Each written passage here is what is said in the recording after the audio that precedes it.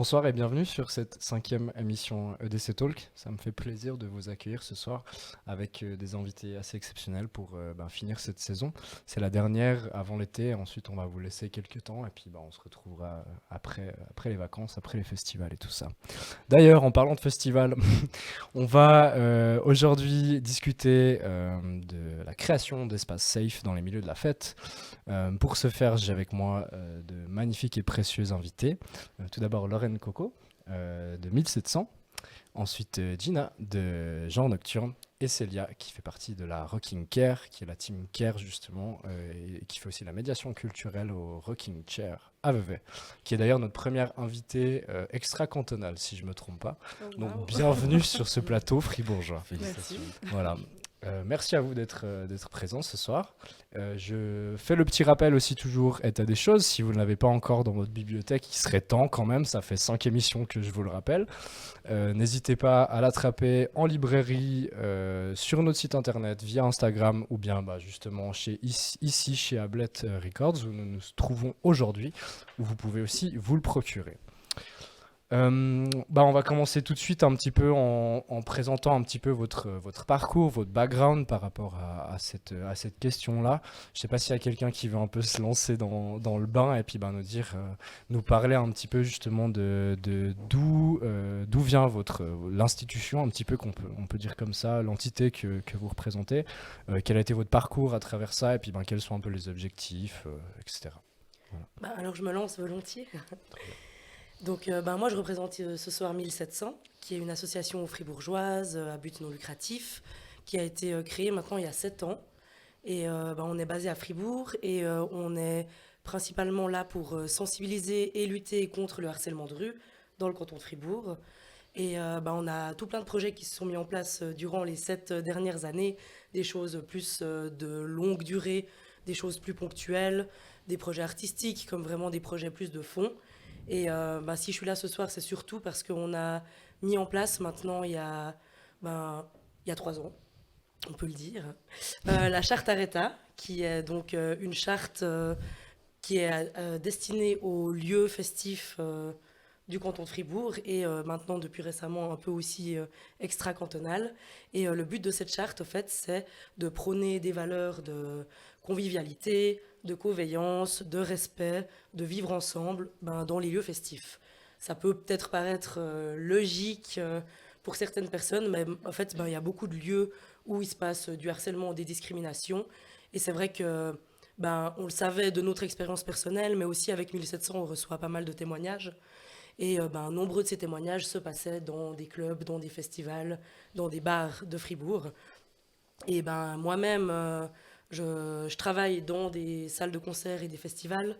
Et les 2 personnes avec qui j'ai créé la charte Areta aussi. Donc, de par notre vécu de spectatrice, de professionnelle et 1700, on a vu pas mal de choses se produire. Et c'est pour ça qu'on s'est senti légitime de mettre ce projet sur pied. Et maintenant, on a plus de 20 signataires, presque 30. Et on fait que de recevoir des sollicitations.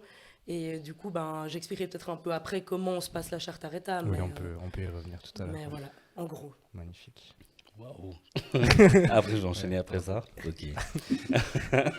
Donc, de nouveau, moi, c'est Gina. Je fais partie de Genre Nocturne, co-créateur de Genre Nocturne. Au niveau des dates, à cause du Covid, je me rappelle plus si c'est 2018 ou 2019, parce que le temps, il est passé vite. Mais on est là depuis quelques années, du coup. De base, on a dit, enfin, avec des amis, on s'est dit qu'on voulait créer des soirées inclusives, un peu queer, pour les personnes en fait qui se sentaient pas forcément à l'aise de sortir dans des clubs un peu hétéronormatifs, on va dire. Et on a commencé à travailler avec le Nouveau Monde d'abord, ensuite avec Frisson, et par la suite on a été appelé un peu pour mixer et faire des petits événements à gauche à droite dans d'autres salles. Donc voilà, au début c'était vraiment juste créer des espaces et on s'est rendu compte à une de nos soirées où nous-mêmes on s'est pas senti safe, qui avait besoin de travailler un peu plus loin que juste venir avec une programmation. Donc on a pu travailler avec Frisson pour mettre en place des choses, parler avec la sécurité, enfin vraiment sur différents aspects, faire vraiment des grands moments de réflexion pour savoir qu'est-ce qu'on peut faire, quelles sont les possibilités pour que quelqu'un ne se sente pas safe, et en fait combler ces possibilités en trouvant une solution. Donc voilà, c'est tout. C'est très bien Just- aussi, bravo. Et moi, c'est Célia, donc je travaille au Rocking Chair, qui est un club à Vevey, qui a 30 ans. On fête nos 30 ans cette année. Je suis aussi militante féministe et je pense que c'est ce qui a impliqué aussi ce qui se passe en ce moment au Rocking Chair, qui est en fait la création d'une équipe qui s'appelle la Rocking Care, qui existe depuis septembre 2021.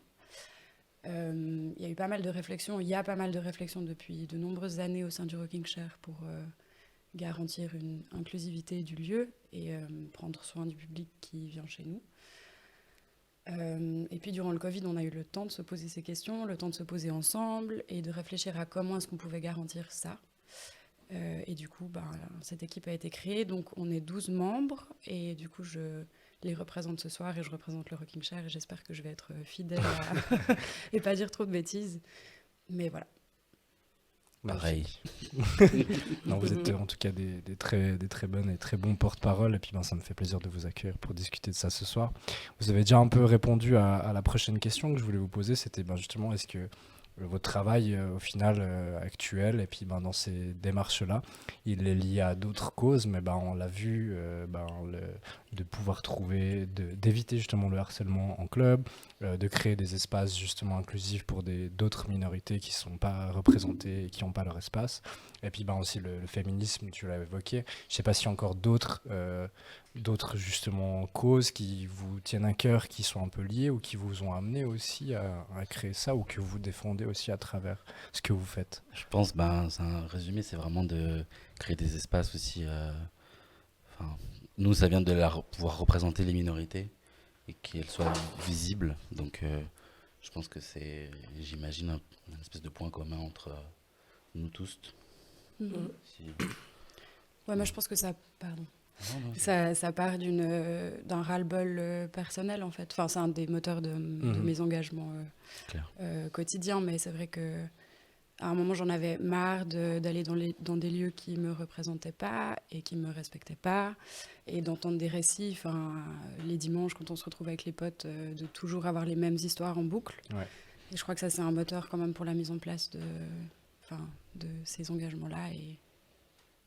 Et au sein de la team Rocking Care, il y a ces moteurs-là aussi, ça se retrouve. Ouais, très bien. Ouais, c'est ça. Et pour rajouter une dernière chose, peut-être aussi, juste le fait d'avoir envie de faire la fête et une fête qui est respectueuse et qui est représentative. Et c'est vrai que pendant longtemps, on avait banalisé et on avait rendu normal le fait que voilà, en fait, quand on sort, on sait qu'on va se faire emmerder. On sait que ça va pas forcément bien se passer. Et je pense que c'est un peu juste le fait de militer pour différentes choses. En fait, on s'est dit, tiens, en fait, on a envie de changer des choses aussi à ce niveau-là. Ouais. Et je sais pas si on peut discuter de ça, si vous avez encore un peu des exemples, mais pour toujours travailler justement sur les causes qui vous ont amené à faire vraiment ce travail-là. Est-ce que vous avez aussi des exemples? Parce que j'imagine qu'il y a toujours des personnes qui se rendent pas compte de la vraie problématique justement de se faire emmerder et tout ça. Si vous avez un peu des expériences de vécu ou des choses par rapport à ça, ou vraiment quelque chose qui peut amener et puis faire comprendre en fait la problématique. Si je peux C'est commencer. une question un peu... Mais juste avant de donner des exemples, je pense juste qu'il faut aussi réaliser que la population, comme elle est à l'extérieur, elle est la même chose dans les clubs.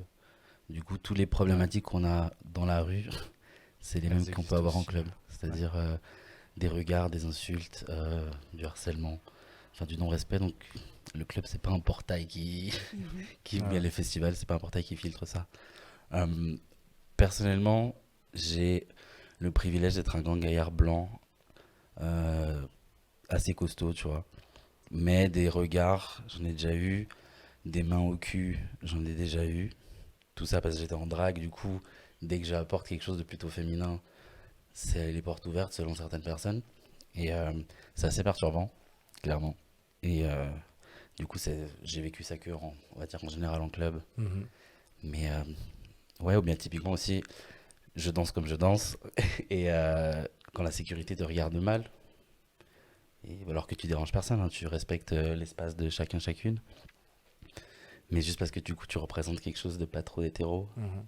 selon les idées des gens. Et ouais, moi, du coup, ça va être souvent des regards, on va dire. Mhm. Et des gens qui se moquent. Souvent. Mhm. Pourtant, je danse bien. C'est Ça, vrai. on le remet pas du tout en question. Ouais, ben moi, pour rebondir aussi, ben, pas mal de remarques, de sollicitations non désirées. En fait, on pense qu'on est à la disposition des gens, qu'on a forcément envie de danser avec eux, qu'ils nous Mhm. offrent un verre, qu'on leur parle ou qu'ils nous touchent. Et après aussi, moi, j'ai aussi été la cible d'une soumission chimique. Ok. Donc, j'ai été droguée à mon insu, enfin, ben, à toucher, insulter pour ne pas répondre, ce genre de choses, ouais. Mhm. Et du coup, moi aussi. Enfin, je pense Ouais, que personne. c'est un peu un truc un peu sensible, et puis je voulais pas forcément rentrer dans un truc vraiment trop dramatique, Mhm. mais pour vraiment situer le problème, et puis que les gens se rendent compte aussi de ce qu'il y a derrière, quoi, Mhm. un petit peu. Et peut-être que je peux compléter. Donc, j'ai parlé au niveau personnel. Ouais. En tant qu'institution, je pense que c'est extrêmement. Nous, on s'est aussi rendu compte, et un des moteurs de la mise en place de la Rocking Care et puis de tout ce qui en découle, c'est aussi qu'en tant qu'institution, on s'est rendu compte que c'était extrêmement hypocrite de mettre en place des soirées et de se dire que juste une charte, ça permettait d'évacuer tous les problèmes. Ouais. Et je pense que c'est ultra important, si vous nous regardez, que les institutions prennent leur part de responsabilité. Et C'est bien, tu me permets une transition vers ma prochaine Magnifique. question. Merci. Bah justement, je voulais voir avec vous un petit peu comment ça se passe, ce lien entre l'institution et puis ben, le collectif qui veut agir dans ces idées-là. Parce que ben, vous avez toutes et tous justement pu vraiment travailler avec différentes institutions. Et bah, comment est-ce que vous avez été accueillis? Est-ce qu'il y a des institutions qui font elles-mêmes les démarches, ou bien c'est vraiment à vous d'amener par à pas et puis de prendre par la main les personnes qui travaillent dans ces festivals, ces clubs et autres? Est-ce qu'il y a aussi des formations qui vous ont été offertes, ou est-ce que c'est vous qui avez dû former? Enfin, un peu resituer aussi en fait à quel niveau on se situe en termes ben, de votre contact personnel et en tant que collectif avec ces différents lieux. Si tu veux commencer, s'il te Ouais, je plaît. peux commencer. Ben, c'est vrai, enfin, je vais avoir la réponse un peu basique, mais ça dépend. En fait, ben, justement, avant, enfin, j'aime toujours bien dire on a plus de 20 signataires parce que c'est cool, mais très honnêtement, il y en a très très peu avec lesquels on échange et Mhm. on est en dialogue. C'est vrai que ben, quand on a lancé la charte, nous, ce qu'on a fait, c'est que ben, on a écrit un mail à tous les lieux du canton de Fribourg qu'on jugeait intéressés à la signer potentiellement. Et ensuite, on a fait ben, une séance d'information slash conférence de presse ici à Frisson où on invitait tout le monde pour leur présenter la charte Areta. Et suite à ça, on a dit, ben voilà, vous voulez être signataire, écrivez-nous un mail et on lance ça, quoi. Et c'est vrai qu'au début, on était assez naïve parce que bah, on a eu beaucoup de bars qui nous ont écrit, aussi des salles de concert. Au début, on a vraiment fait pour les établissements, les festivals, ça arrivait dans un deuxième temps. Mhm. Mais donc vraiment, c'était super, on allait rencontrer tout le monde, ils signaient la charte. Et nous, ce qu'on a toujours dit, ben, puisqu'on est une association bénévole, avec des ressources limitées, on était trois, pardon. Et ben du coup, vraiment, on disait, nous, notre charte, c'est un outil clé en main. On a mis en place ben, tout plein de signalétiques, des affichettes, une procédure pour prendre en charge les personnes qui demandent de l'aide. Maintenant, vous signez, c'est vraiment à vous de faire vivre ces valeurs, de les appliquer. On est bien sûr à disposition si vous avez des questions, des situations problématiques. D'ailleurs, sur toutes nos affiches, il y a vraiment un QR code pour nous contacter, Mhm. remplir un formulaire anonyme d'une bonne ou d'une mauvaise expérience dans un établissement qui est signataire. Et bah, au début, on est parti comme ça, hop, on a fait signer des tonnes d'établissements. Et c'est vrai que ben, il y en a avec lesquels on a dès le début beaucoup échangé, ben, des lieux qui sont plus justement les lieux culturels, qui sont des associations en fait, qui ben, en fait portent vraiment ces valeurs. Et du coup, ben, on échange beaucoup avec, on a des retours. Et il y en a d'autres ben, en fait, qui ont signé début 2019 et j'ai toujours pas eu de leurs nouvelles en fait. Et, Ouais. et c'est vrai que ça, c'est un peu plus compliqué. Et ben, là, on est justement dans une phase où on a un peu redoublé d'efforts pour être plus et pour pouvoir faire un suivi et demander un peu des feedbacks. Et bientôt, on va vraiment vouloir demander que les lieux se réinscrivent et nous donnent un peu des réponses. Parce que c'est vrai que, ben, étant de Fribourg, connaissant beaucoup de monde ici, on a ben, pas mal de personnes qui nous contactent, soit de manière privée, soit à 1700 directement, pour dire, ben tiens, je suis allé dans ce bar ce soir, il s'est passé ça, alors qu'ils sont signataires, c'est pas du tout OK. Ben, on a aussi cette année retiré la charte à un établissement à Fribourg parce qu'on a reçu beaucoup trop de témoignages pas OK et on a sollicité à plusieurs reprises le lieu en question et on s'est littéralement fait ghoster jusqu'au jour où on leur a écrit qu'on leur retirait la charte et ils nous ont répondu dans les 2 heures. Et c'est vrai que, en fait, excusez mon langage, mais on a vraiment eu l'impression qu'on s'est foutu de notre gueule pour certains établissements. Et c'est là qu'on voit un peu les limites. Et ça nous attriste honnêtement, parce qu'on était si contente du succès de notre charte. Mais on avait vraiment l'impression que plein de lieux ont signé, parce que c'est cool pour l'image. Et puis il y en a d'autres qui C'est l'ont ça. fait, et hop, on signe. Mais en fait, il y a aussi des personnes qui ont été engagées dans des bars signataires pour être serveurs, serveuses. Et on leur a même pas parlé de la charte. Alors, dans la formation, enfin, ce genre de choses. Et du coup, il y a vraiment de tout. Il y a des personnes avec qui on a des très bons liens et on peut échanger et on est sollicité. Et ça, honnêtement, même qu'on est bénévole, c'est toujours avec plaisir qu'on prend le temps de les rencontrer et d'en discuter. Et donc on sait que si on ne nous contacte pas, c'est pas pour nous préserver. C'est juste parce qu'en fait, il se passe rien et il n'y a rien qui est mis en place. Et là, on est gentiment en train de se préparer pour avoir les ressources, de contacter tous ces lieux et de leur dire, bon, maintenant ça va pas, soit on se rencontre, soit c'est fini. Et c'est vrai qu'il y a aussi plein de lieux qui nous ont jamais répondu, qui n'ont jamais été intéressés, alors qu'on sait que c'est des lieux qui en auraient bien besoin. Et il y a même des lieux qui nous avaient répondu pour dire merci, c'est super ce que vous faites, mais on n'en a pas besoin, on n'a pas de problème. Ouais, bien sûr. Des lieux où on sait personnellement qu'il y a des problèmes. Donc voilà. Est-ce qu'on peut ôter le doute sur le club Crapule, coucou. Non, mais Oui, on peut, oui, le lieu balance auquel des on noms a ce retiré la soir, charte, quoi. c'est le Crapule Ouais. Club. Ouais. Ouais. je pense que c'est quand même bien aussi de le mentionner en fait, pour que les gens Sois au courant. soient au courant. Ouais. Mhm. Parce que du coup, tu vois, Ouais. Non, pour tout à que, fait. pour que les gens qui ont besoin de cette sécurité puissent être au courant que là-bas, en fait, Mhm. elle n'est pas là-bas. C'est vrai, ouais. Du coup, c'est le Crapule Club où on a eu beaucoup de témoignages d'agressions, d'insultes, de tentatives de soumission chimique, ce genre de choses. Et c'est vrai que des fois, ça venait du public, mais des fois, ça venait aussi du personnel de sécurité. Et à chaque fois que le personnel de sécurité était problématique, le personnel du Crapule le défendait. Et donc, c'est vrai que nous, on avait cette crainte que 1700, entre guillemets, notre réputation soit un peu tarnie et qu'ils se disent, tiens, 1700, vous faites pas bien votre travail, vous avez des signataires qui sont pas OK. Mais à chaque fois, les personnes qui nous ont contactés, nous, c'était vraiment pour dire, ouais, si jamais, c'est cool. Si vous... Enfin, c'était plus vraiment pour dénoncer et discuter avec nous et pas pour nous dire qu'on faisait mal notre travail. Ouais. Mais vraiment... Et c'est vrai qu'aussi, à l'ouverture, il y avait des spectacles de stand-up qui étaient beaucoup programmés au Crapule Club et c'était des humoristes qui faisaient que des blagues homophobes et sexistes. Et après, on va aux toilettes et c'est écrit nous sommes signataires de la charte Areta, nous sommes contre toutes les discriminations. Et voilà quoi, c'est vrai. Et nous, ce qui nous a vraiment, vraiment beaucoup déçus dans cette histoire, c'était le manque de dialogue parce qu'on a Tout vraiment simplement, demandé quoi. ouais. Voilà. Ouais, c'est chaud. Mm. En tout cas, je pense que c'est pas votre réputation qui est en jeu parce que vos objectifs sont clairs. Après, il y a aussi un manque de forme de contrôle en fait par rapport à ça. Et puis c'est là que ça devient difficile Mhm. à mettre en place et que ça demande des ressources vraiment quasi professionnelles, quoi. C'est Au ça. final, Puis justement, ouais. quand je dis qu'on était naïve, c'était que, en fait, on s'attendait pas à en arriver à devoir faire un peu la police et à Mhm. devoir réprimander. Enfin, vraiment, Les lieux, quoi. on croyait Ouais, ouais, trop à la en, bonne en volonté. les ouais. bienfaits de Ouais, cette ouais. charte, mais au final, Mhm. Plus compliqué que ça. ouais. Mhm. Ça serait génial de faire une liste de non-signataires.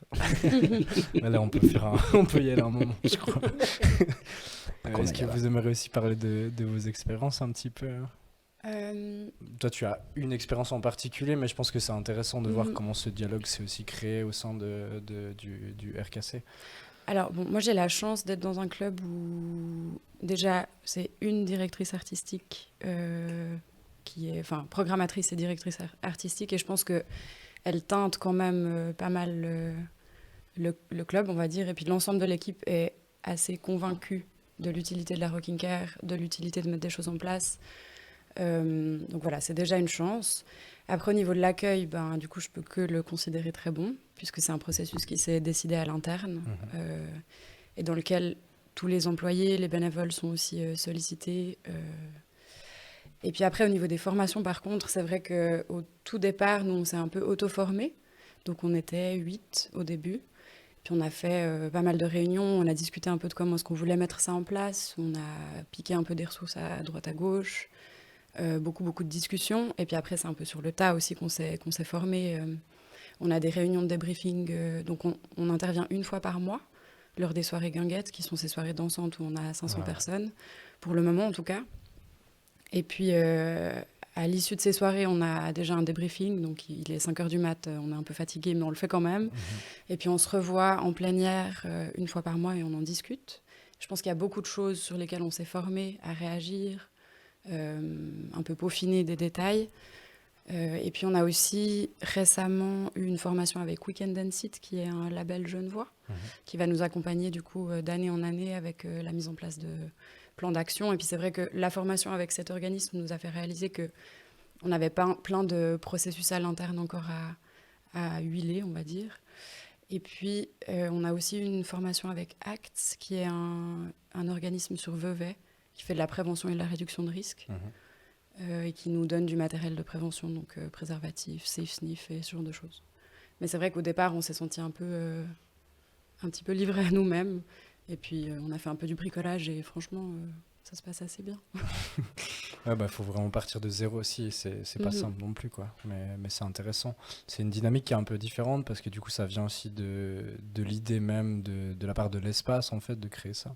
Est-ce que tu crois pas qu'il y a peut-être aussi un moment où ça peut devenir un peu dangereux, dans le sens où s'il se passe des choses aussi, peut-être même à l'interne, qui sont pas OK, le lieu risque de se défendre lui-même ou comme ça, dans le sens où c'est pas un organisme qui est détaché de l'endroit. Je crois aussi en la bonne foi du RKC et de son personnel, évidemment, mais je pose la question. Bah, c'est une très bonne question. Je crois que la formation avec Weekend and Sit nous a fait remarquer qu'on prenait beaucoup soin de notre public et qu'à l'interne, on avait quand même pas mal de procédures à mettre en place et qu'il y a des manques. Et je pense qu'effectivement, ça peut être risqué. Et c'est là où je trouve que des fois, aussi les chartes, c'est compliqué parce que c'est comme si on donne un label et puis qu'il est immuable.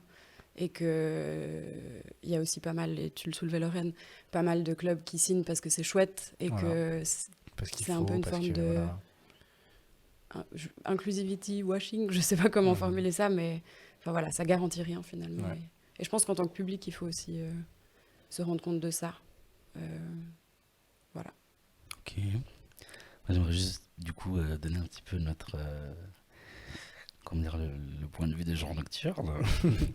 Non, alors en fait, nous, comme j'avais dit tout à l'heure, nous on s'est rendu compte qu'on voulait axer aussi nos soirées sur la sécurité, parce que nous-mêmes dans nos propres soirées on s'est pas senti en sécurité. Et de base, on a plutôt été vers le côté de la réaction suite à un problème, et pas peut-être l'action en amont. C'est-à-dire qu'on avait remarqué au Nouveau Monde, sans leur cracher dessus, hein, mais que du coup, une fois on avait une soirée, on avait un problème parce que des gens montaient sur scène, et du coup la sécurité c'est aussi pour les artistes qui performent, et en mentionnant aux agents de sécurité que ça n'allait pas et qu'il fallait descendre les gens sur scène, on m'a répondu mais où? J'ai dit du coup sur scène, de la scène jusqu'à dans le public. Et voilà, du coup c'est des genres de choses, ça peut paraître un peu minime, mais en fait c'est vite énervant en fait quand tu sens que t'es pas écouté par le lieu. On travaille toujours un peu avec Nouveau Monde, il n'y a pas de souci, et on a eu d'autres choses par la suite avec eux. Mais après, on a été contacté par Frisson a vraiment fait la démarche et a montré la volonté de développer certains concepts, déjà peut-être à une soirée, pour vraiment voir les effets, et après peut-être l'étendre à plusieurs autres soirées. Et la première des choses qu'on a fait, c'est des séances avec toute l'équipe de la sécurité. Pas pour leur dire qu'ils faisaient pas bien leur travail, parce que c'est pas du tout le cas.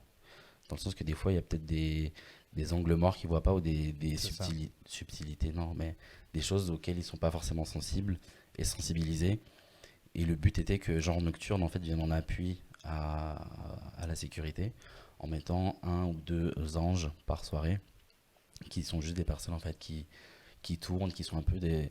Moi j'adore ce terme-là, hôtesse d'accueil, je me sens trop hôtesse d'accueil. Bonjour. Et sincèrement, les retombées étaient que souvent les personnes se sont senties bien. Et ce qui était génial aussi, c'est que lorsque j'allais parler à la sécurité pour prévenir qu'une personne ne se comportait pas correctement, j'étais tout de suite écouté. Et ça, c'est juste. Enfin, on n'a pas besoin de validation de ce qui s'est passé, tu vois, mais c'est genre, ok, on est d'accord, c'est bon, on fait quelque chose. On n'a pas besoin de dire 150 fois. Voilà, ouais, ça change Voilà. aussi toute la Après, dynamique. Frisson est vraiment génial pour ça parce que il y a vraiment plusieurs questions qui sont posées par la suite. Comme on l'avait dit, enfin, le public, il faut qu'il soit safe, le personnel, il faut qu'il soit safe, les artistes, il faut qu'ils soient safe. Et même dans le public, on essaie vraiment de déterminer toutes les sensibilités différentes qu'il pourrait y avoir et toutes les solutions qu'on pourrait apporter au cas où si une personne ne se sentirait pas bien. Et on fait plein de séances, donc c'est cool, il y a plein de choses qui vont venir. Et ouais, je crois que c'est tout. Bah, on voit déjà justement dans la salle aussi que des fois il y a ces anges qui sont là pendant d'autres soirées, pas le label Genre Nocturne justement. Et puis c'est aussi un apport intéressant par rapport à ça, quoi. C'est déjà Exact. dans la prochaine phase, quoi. Et Cool c'est aussi. c'est très drôle parce que alors moi j'ai fait l'expérience pour une soirée Point 76 où les gens ils étaient pas forcément au courant qu'il y avait des anges. Et je demandais aux gens, excusez-moi, est-ce que c'est votre verre? Parce qu'ils traînaient un peu à côté. Puis on me regardait tellement mal, je disais, non, non, mais c'est juste pour vous, faites attention. Gardez un œil sur votre verre. Et les gens n'étaient pas très attentifs et après ils étaient genre très reconnaissantes. C'était ultra agréable. Ouais. Il y a aussi tout le public qui a formé aussi, hein, par rapport à ces questions-là. Il n'y a pas forcément tout le monde qui est très attentif à ça. Je ne sais pas si vous avez aussi des expériences un petit peu plus à partager par rapport à ce que vous faites à apporter sur le public, ou bien justement, est-ce qu'il y a eu des problèmes, ou bien des soucis de communication, ou autres avec ça, avec le public. C'est Pour le large coup, comme question. moi une fois on m'a dit que je dérangeais un peu quand même. Parce que tu étais là et puis tu regardais ce qui se passait, ou bien? Alors, disons que c'est tout bête, hein, mais c'était un mec qui fumait dans la salle. Et je suis arrivé, puis moi je suis pas là pour faire de la répression, tu vois, mais je dis, excuse-moi, mais on n'a pas le droit de fumer, donc va fumer dehors. Je te demande juste ça. Et je me suis fait mal recevoir. Après, je veux pas forcément dire qu'on va le sortir définitivement, tu vois, j'essaie vraiment de. que la chose se- Tempériser un peu. Ouais, mais juste, non, bah écoute, va juste dehors. On n'a pas besoin de se foutre sur la gueule. C'est la loi. C'est la loi. Non, mais sinon, non, les gens en général, ils sont plutôt. Les personnes sont plutôt contentes. Ouais, mais c'est vrai que c'est clairement bah, le public est le public le plus difficile à former, enfin, on va dire, parce qu'on Mhm. peut pas trop, on n'a pas vraiment Des une séances avec. influence, ouais, on n'a pas des Ouais. séances avec, mais c'est vrai que ben il y a beaucoup de signalétique dans les salles, il y a les affichettes, etc. Mais on se rend bien compte aussi que ça a bien sûr ses limites. Et là, quand il y a eu ben, récemment plusieurs cas de soumission chimique dans les lieux à Fribourg et même partout en fait en Suisse, ben du coup, je sais que ben, les clubs fribourgeois, Frisson, Nouveau Monde, etc. ont fait une signalétique supplémentaire à la signalétique de la Charte Arrêta, vraiment écrit en gros, surveillez vos verres, etc.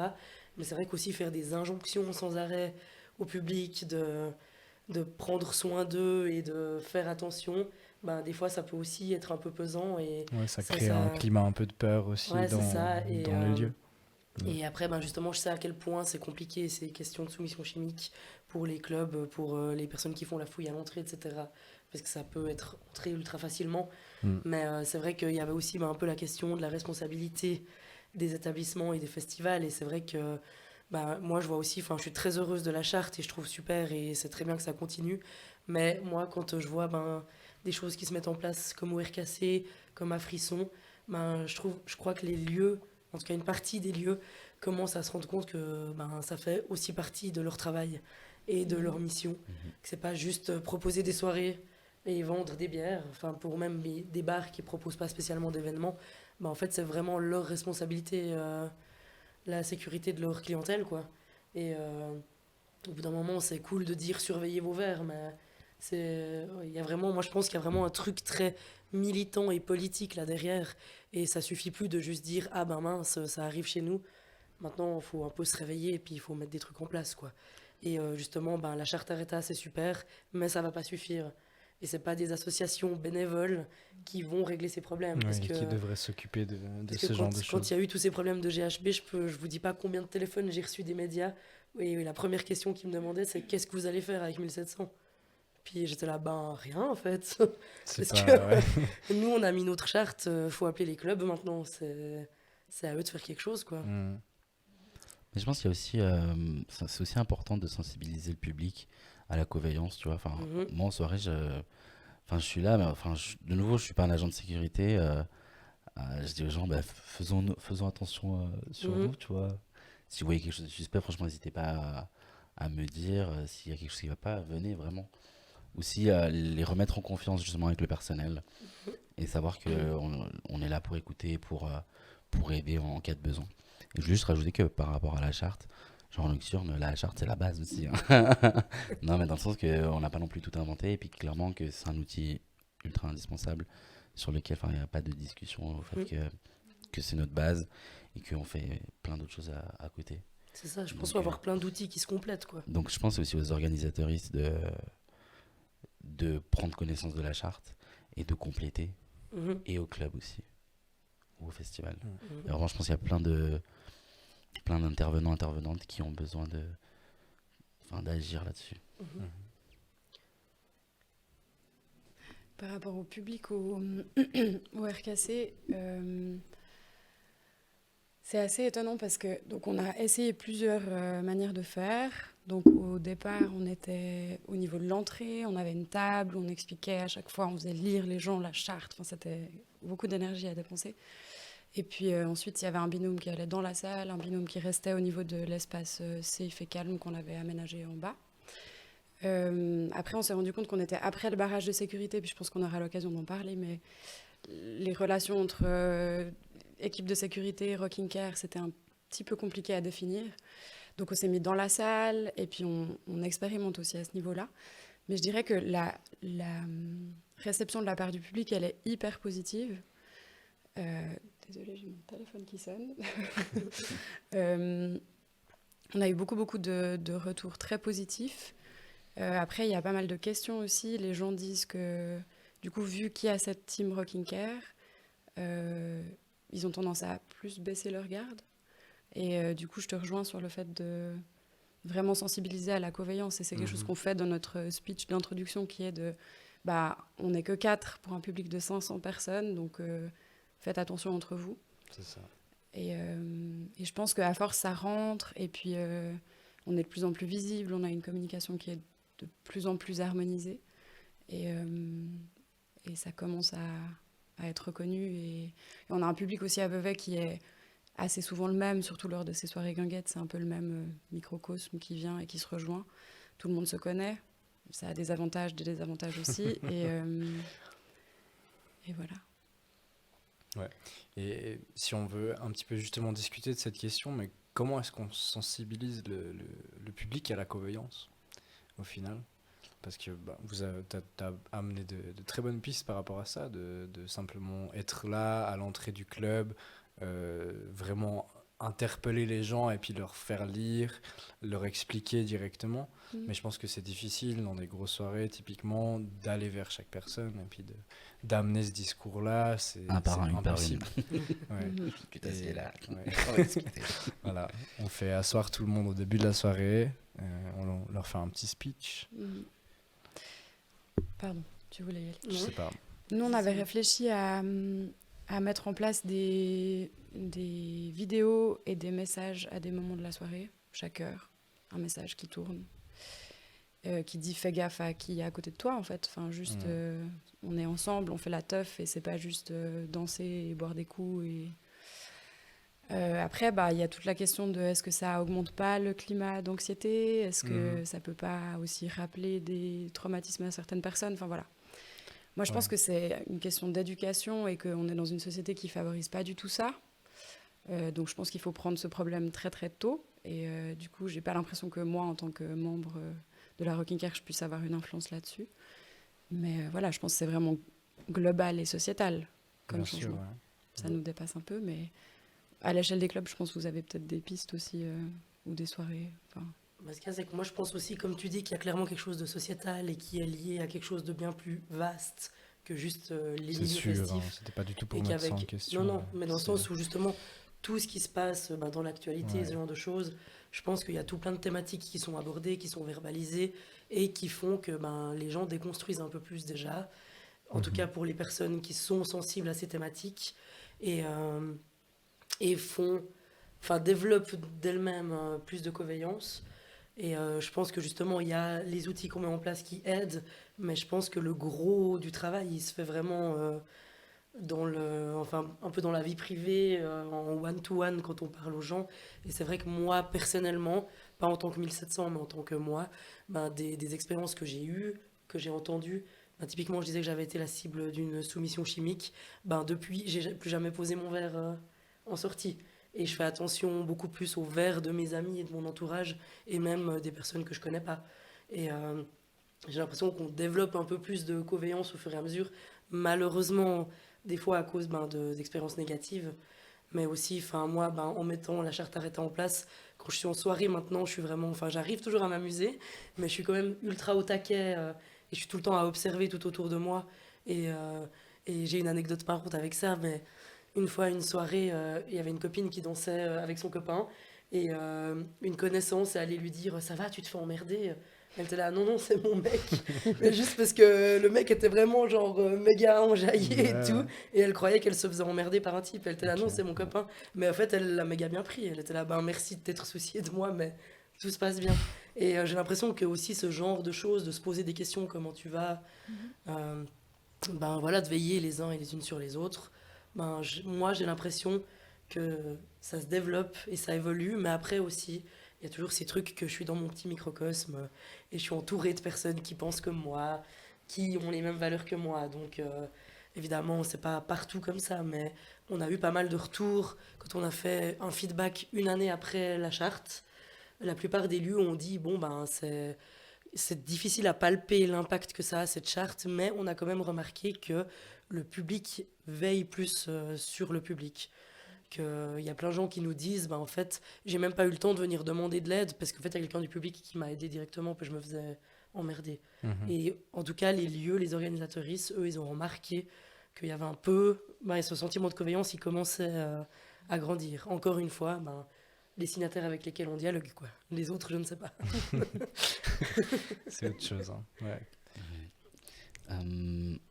Oui, moi, comme je dis tout à l'heure, je pense que comment apprendre la coveillance, c'est juste rappeler aux gens de faire attention à leur verre, sans les faire paniquer ou quoi que ce soit.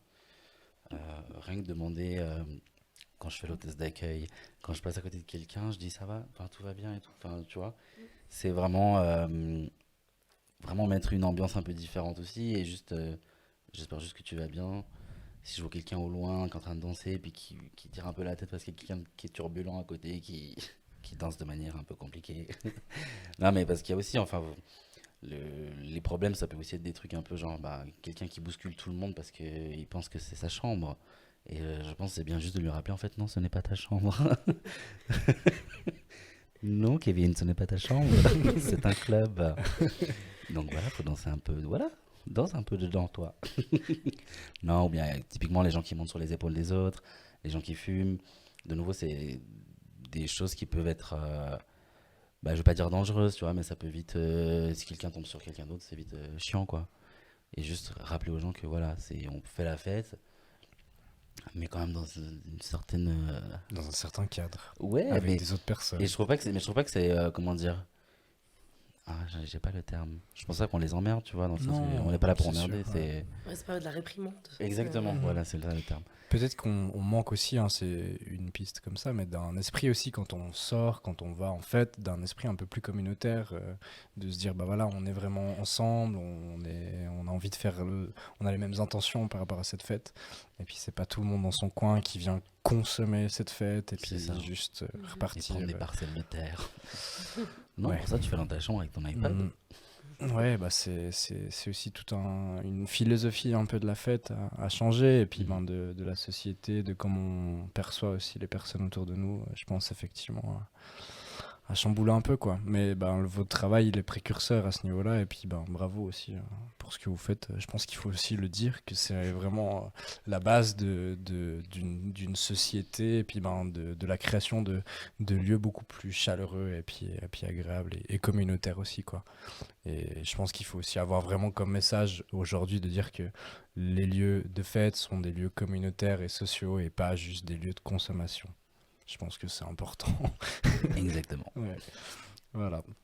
Et puis, ben, continuons à discuter aussi un petit peu peut-être des liens avec les services de sécurité et autres qui sont parfois difficiles, on l'a vu.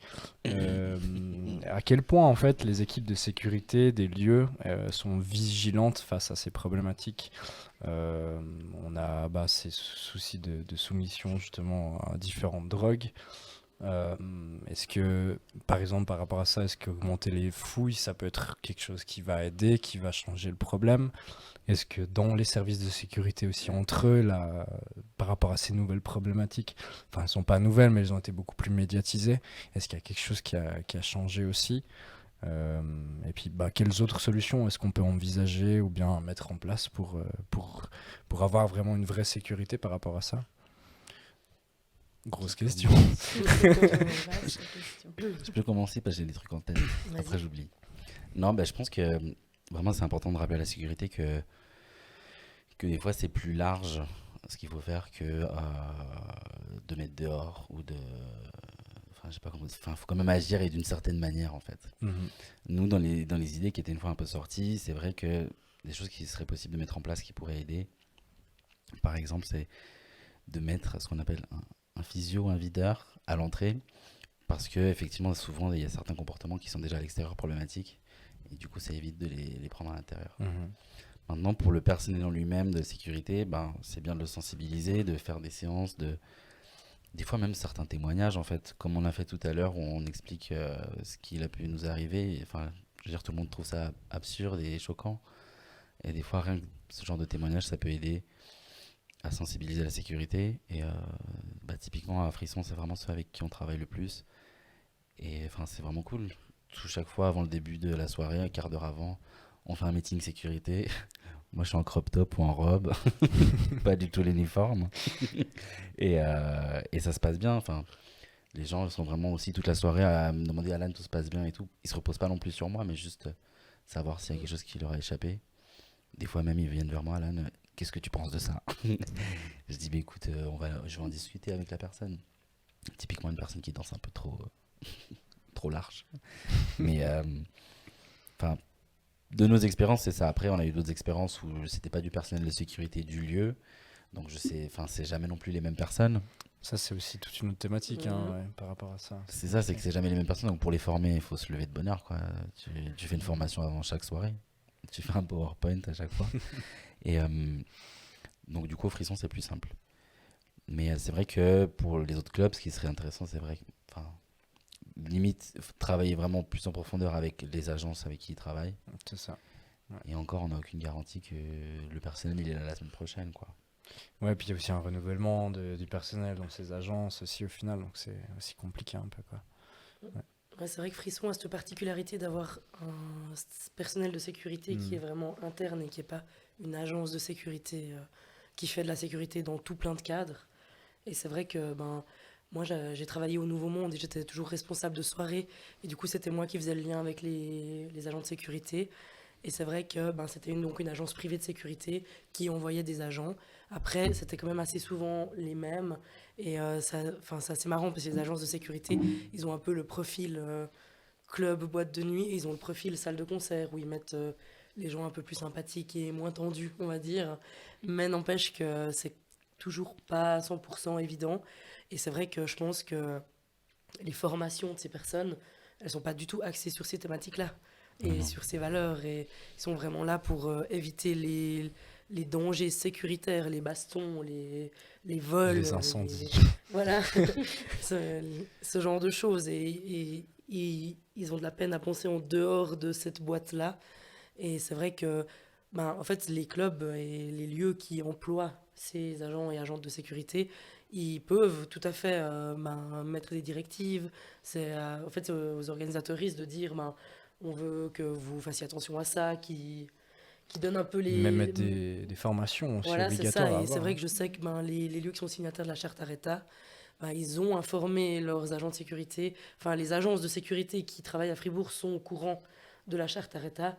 Mais après, il y a vraiment quand même cette impression, en fait, qu'ils sont au courant. Ils savent quoi faire si on vient dire j'active la charte Areta.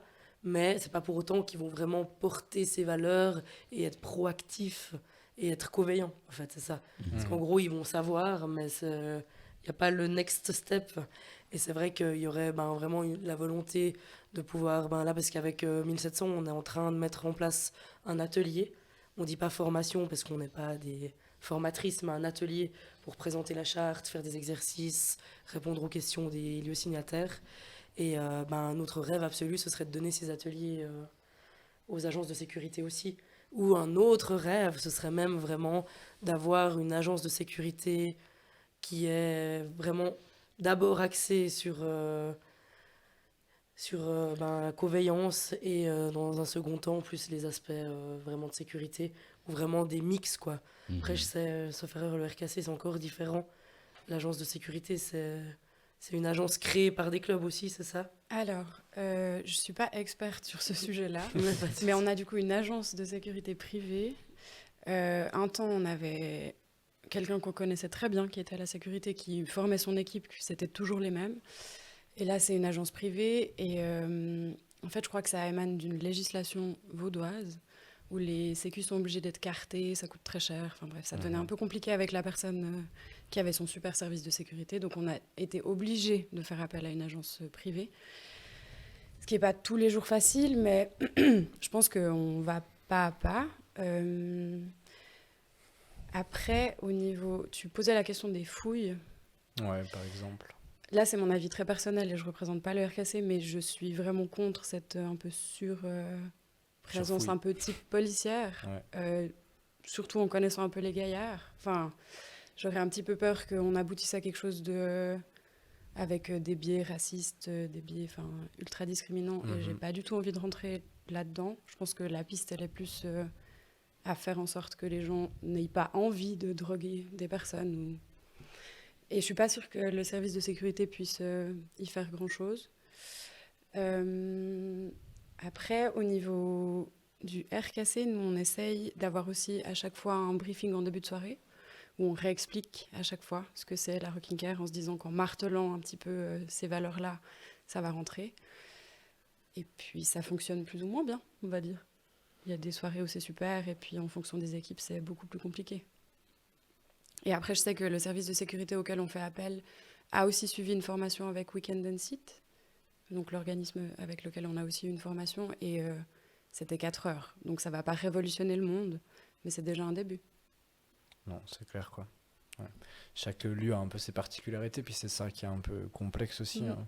Il y a même des lieux qui n'ont pas du tout de service de sécurité. Ça nous est arrivé, ça. Et Compliqué, dans hein. ces cas-là, qu'est-ce qu'on fait? On appelle les potes. Ouais, j'étais là. Ouais. Typiquement, enfin, c'est assez intéressant d'en discuter, mais le Bad Bone, c'est un lieu où il y a, quand c'est pas le festival, il n'y a pas de service de sécurité, il n'y a personne qui s'occupe de la sécurité. En général, il n'y a pas de problème, il n'y a jamais eu de bagarre, mais on résout les problèmes un peu à l'ancienne en discutant et tout. Mais moi, ça m'est même personnellement aussi arrivé une fois dans une des fêtes que j'organisais, d'avoir une personne qui était vraiment problématique et j'aurais eu envie vraiment de virer. Et je pouvais pas le faire. On m'a Pourquoi juste dit parce que c'est un lieu ouvert et puis on m'a dit voilà, il est avec ses potes, ils vont le retenir un peu et puis voilà, quoi. Alors, j'aimerais dire quelque chose par rapport à ça. C'est un peu problématique parce que voilà, c'est une personne, on voit, elle est complètement jetée et pas du tout responsable. On commence à s'énerver un peu et même moi j'en viens gentiment aux mains parce que ça commence à m'énerver un petit peu. Tu fais ça. C'est un peu chiant, mais après voilà, j'apprécie aussi la philosophie du lieu de se dire qu'on règle les problèmes un peu tranquillement, mais il y a quand même des cas où c'est vraiment plus ok, et comment est-ce qu'on réagit, comment est-ce qu'on fait dans ces cas-là, quoi. Ouais.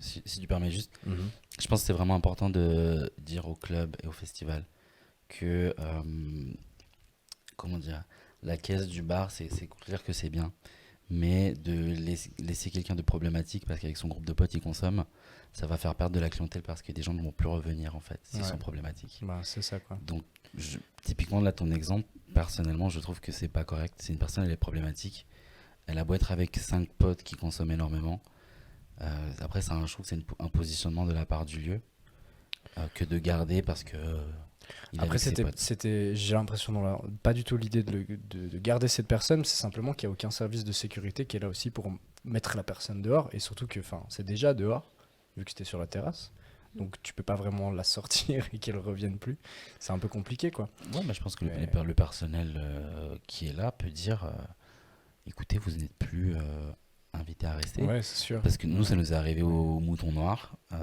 On est arrivé le jour même, surprise, il n'y a pas de sécurité. Donc, qui c'est qui fait la sécurité? Gina. Et il y a un monsieur qui harcelait tout le monde. Ouais. Et j'ai dit non, tu sors. Et puis il m'a dit tu veux te battre? J'ai dit je ne crois pas que tu veuilles te battre. donc tu sors. Et je l'ai accompagné à la sortie. Il m'a fait une crise et tout. Il m'a fait des coups de poing comme ça. J'ai dit non, tu sors juste. Et puis voilà. Ouais. Parce que, on peut pas après se partager la responsabilité de se dire, écoute, non, personne peut le faire, on le fait pas. Non. Je pense qu'il y a vraiment quelqu'un qui doit le faire. Ouais. Et c'est important pour tout le reste de la clientèle. Ouais. Parce que cette personne, si on la laisse toute la soirée, en fait, il n'y aura plus que elle. Puis du coup, vu qu'elle est déjà bien imbibée, sûrement qu'elle va pas consommer plus, tu vois. Je veux dire. Donc, c'est important. Et puis, je veux juste rebondir, c'est un peu loin, mais par rapport aux agents de sécurité, et ce que tu disais, je pense vraiment qu'il faut réinventer le métier. Il faut réinventer le métier et lui mettre les bases, qu'en fait, effectivement, on n'est pas là pour la baston. Parce que, pour raconter une petite histoire, dans un club dont on ne citera pas le nom, Crapule, moi, j'ai eu des problèmes avec la sécurité qui m'a sprayé, en fait, qui nous a chargé avec nos potes. Et en fait, c'est pas normal de se faire charger alors que réellement, on n'avait rien fait, d'accord? Et ouais, juste réinventer le métier, effectivement, prendre des personnes plus sensibles, pas plus sensibles, mais plus dans l'accompagnement, dans la conveillance, des gens qui, et si besoin, qu'il y ait des bras. Mais que de base, ce soit pas le but, en fait. C'est assez compliqué parce qu'il y a aussi justement ces problèmes de législation où en fait, on voit que typiquement, il y a des bons élèves comme Frisson où il y a un service qui est quand même assez sensible à des questions comme ça, mais qui n'est pas forcément carté officiellement. Et puis, après, c'est un peu au bon vouloir des établissements, donc c'est ça qui est délicat aussi. Comme on l'a vu, c'est pas forcément la meilleure solution toujours. Mais si on carte, les gens, justement, après, il faut qu'il y ait aussi un peu une formation supplémentaire. Je pense que c'est là aussi qu'il faut un peu changer la chose. De sécurité, en fait, changent leur manière de procéder. Et c'est vraiment cool de faire des clés de bras, des soumissions au sol, ça défoule, mais c'est pas ça le métier. Non, il faut aller au judo et puis après, à côté, faire justement de l'accueil. Et puis c'est ça. C'est vraiment un métier d'accueil. Au final, c'est ça qu'il faut comprendre. D'accueil, d'accompagnement. C'est pas du flicage, c'est pas de la police, c'est de l'accueil. Donc il faut être accueillant, tout simplement, je pense. Je participe aussi à la discussion. Oui, donne ton avis. Ça me tient aussi un peu à cœur. Non, mais voilà. Et puis, tu as aussi parlé justement de ça. Puis, on va pouvoir revenir un petit peu sur ces questions. Mais je voulais parler aussi un peu justement des interventions. Donc, vraiment les moments où il y a une problématique. Et puis, j'ai plusieurs questions par rapport à ça qui se suivent un peu. C'est justement par rapport au processus. Déjà, quels sont les processus d'avertissement et de réaction en soirée? Donc, comment est-ce que tout à coup, on voit qu'il y a un problème? On est averti de ça et comment est-ce qu'on réagit? Vous pouvez parler de vos expériences par rapport à, par exemple, à la charte Areta, à vos soirées, qu'est-ce que vous mettez en place, ou bien au RKC, qu'est-ce qui est fait, ou bien comment est-ce que vous avez aussi vécu une expérience où ça s'est peut-être bien ou moins bien passé. Puis il y a un peu des questions aussi par rapport à ça, c'est comment est-ce qu'après le public il est mis au courant de ces processus. Donc là on en revient aussi un peu plus à la communication. Et puis quel suivi aussi, c'est une question qui est importante un peu. Je trouve aussi quel suivi est fait avec les personnes qui activent justement un peu ces processus là. Est-ce qu'il y a des cas aussi où on intervient, où on n'intervient pas? Et puis aussi, une autre question un petit peu, mais je pense qu'on pourra en revenir aussi un peu, c'est un peu quelles sont les limites des personnes qui interviennent aussi. Parce que, il y a la personne qui vit une problématique, mais il y a aussi la personne qui doit gérer. Et là, il y a aussi des limites humaines qui sont importantes à prendre en compte, je pense. Waouh. Ça C'était fait une beaucoup de grosse questions. Question, je me rappelle plus du début. Désolé.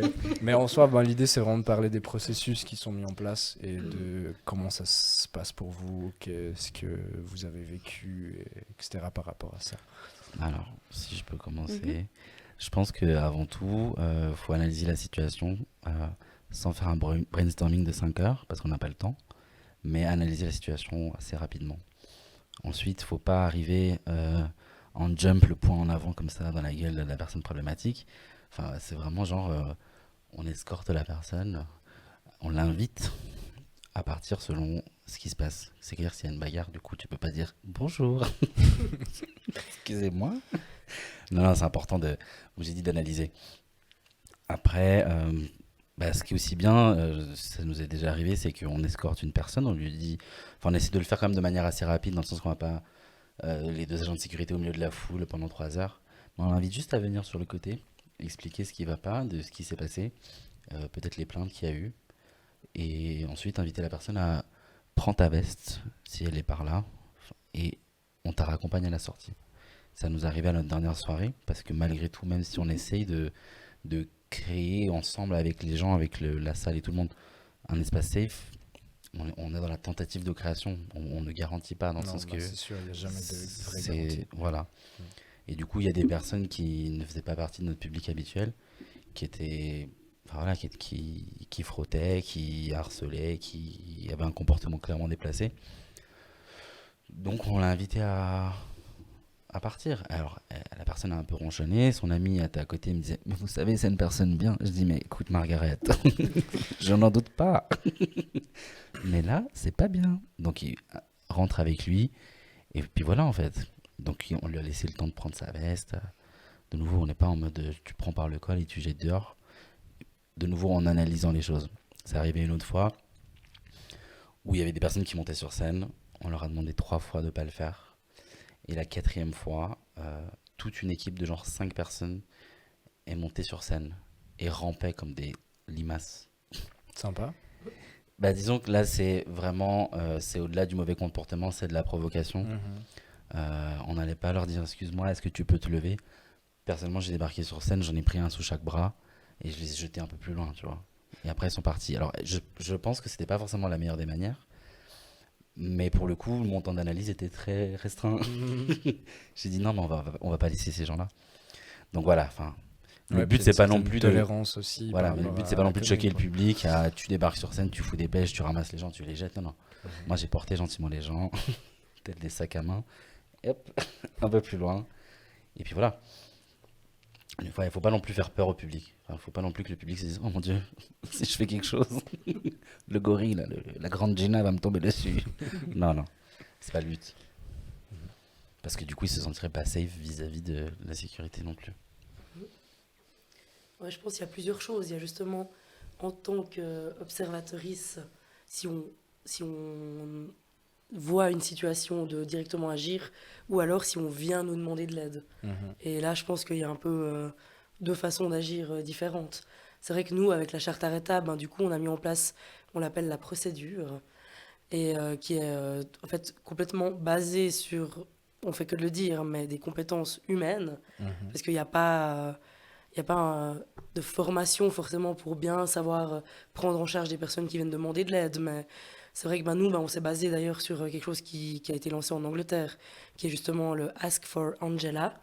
Et nous, on a choisi Aretha, parce que Aretha Franklin et Respect. Et c'est vrai que du coup, on a mis cette procédure en place, c'est-à-dire qu'il y a un code qui est donc placardé dans les lieux signataires, où on peut venir au bar et dire « puis-je voir Aretha ?» si on a besoin d'aide. Donc évidemment, personne ne dit « puis-je voir Aretha ?» parce que c'est pas très naturel comme formulation, et voilà. Mais en gros, c'est juste qu'on peut dire « est-ce qu'Aretha est là ?» si on a vraiment besoin d'une voie d'échappatoire, Ou alors, après, justement, ce qu'on nous a aussi beaucoup dit dans les retours, c'est que depuis qu'il y a la charte Areta, on demande plus facilement de l'aide, mais c'est pas toujours verbalisé, puis-je voir De cette Areta, mais manière, quoi. Voilà. juste dire, hey, j'ai besoin Simplement d'aide. créer un Voilà. contexte et puis une procédure. Et donc, il y a ça. Et donc, une fois que ça s'est activé, ben, on a justement mis en place cette procédure qui, en fait, commence par amener la personne en lieu sûr, lui demander de raconter ce qui s'est passé, lui proposer un verre d'eau et lui demander qu'est-ce qu'on peut faire pour t'aider. Et donc, le but principal, c'est d'être là et d'écouter et d'être conveillant.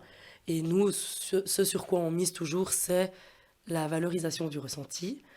Donc c'est ne absolument pas remettre en question la personne, ne pas apporter de jugement à ce qui lui est arrivé, parce que ce qu'on dit toujours, c'est que bah, en fait, on a tous et toutes des perceptions différentes. Moi, je me fais mettre une main aux fesses, je vais me retourner et je vais dire au mec, enfin, je vais lui faire comprendre que je suis pas contente, mais une autre personne, elle va se faire mettre une main aux fesses et ce sera la fin du monde pour elle. Mhm. Et donc on n'est pas là pour dire ah mais moi on me met tout le temps des mains aux fesses, j'en fais pas tout un plat. Non, on écoute et on dit qu'est-ce que je peux faire pour t'aider. Et après donc ça c'est quand on vient nous demander de l'aide et il faut être prêt si à la volonté ben, d'appeler la police, d'appeler une ambulance, d'appeler un taxi. Enfin voilà, il y a tout plein de choses possibles. Et après c'est vrai que, ben, que quand on observe, nous quelque chose que nos signataires nous ont beaucoup demandé, c'est si on avait des conseils de sanctions entre guillemets un peu un degré de gravité. Ça, c'est toujours un peu la question à 20 000 francs, mais c'est vrai que nous, ce qu'on suggère toujours aussi, ben, aussi dans l'idée que c'est au lieu de construire et de mettre en place cette charte, c'est de vraiment faire en fonction de leur plan de sécurité qu'ils ont, on va dire. Mais que c'est vrai que pour certains comportements, ce sera un avertissement, pour d'autres, ce sera exclure, pour d'autres, ce sera interdire d'auberge, pour d'autres ce sera appeler la police. Et nous, on invite vraiment les lieux signataires ben, à se mettre autour d'une table et à en discuter et à réfléchir et à dire ok, ça c'est un avertissement, ça, et c'est pas à nous de leur amener ces réponses-là. Mais c'est vrai qu'il y a beaucoup de questions à ce niveau-là, parce qu'aussi ça dépendra de l'agent ou de l'agente de sécurité, ça dépendra de la personne qui est responsable de soirée, parce qu'encore une fois, c'est des questions de ressenti, de sensibilité, de qu'est-ce qu'on tolère, qu'est-ce qu'on tolère pas. Et ben nous, on dit souvent avec 1700, on vous en fait volontiers une, mais vous verrez, on n'est pas très tolérante. Et peut-être ça collera pas forcément à votre lieu. Et Mhm. donc c'est pour ça que c'est important que ce soit à vous d'y réfléchir. Mais c'est vrai que c'est important d'y réfléchir et on a un peu l'impression que ben justement, il faut analyser très vite le comportement. Et si tout ça, ça a été réfléchi en amont, ben, ce sera beaucoup plus facile. Totalement. Et nous aussi, quelque chose qu'on dit beaucoup quand il faut agir, c'est toujours important de nommer ce qui s'est passé, de verbaliser. Genre, ben, justement, de dire c'était un comportement déplacé, tu as tenu des propos racistes, tu as tenu des propos sexistes. Enfin, de vraiment juste dire à la personne ce qu'elle vient de faire. Pas juste dire, hé, toi, tu sors. Mais lui expliquer et verbaliser pour lui faire comprendre. Et peut-être ça va. Enfin, encore une fois, je suis peut-être un peu naïve, mais peut-être ça va un peu faire réfléchir, quoi. Ouais, bah oui, c'est sûr. Mhm. Très clair. Nous, à la Rocking Care, les cas dans lesquels on n'intervient pas, ils sont assez rares. Après, ça dépend vraiment des duos. On fonctionne toujours en duo.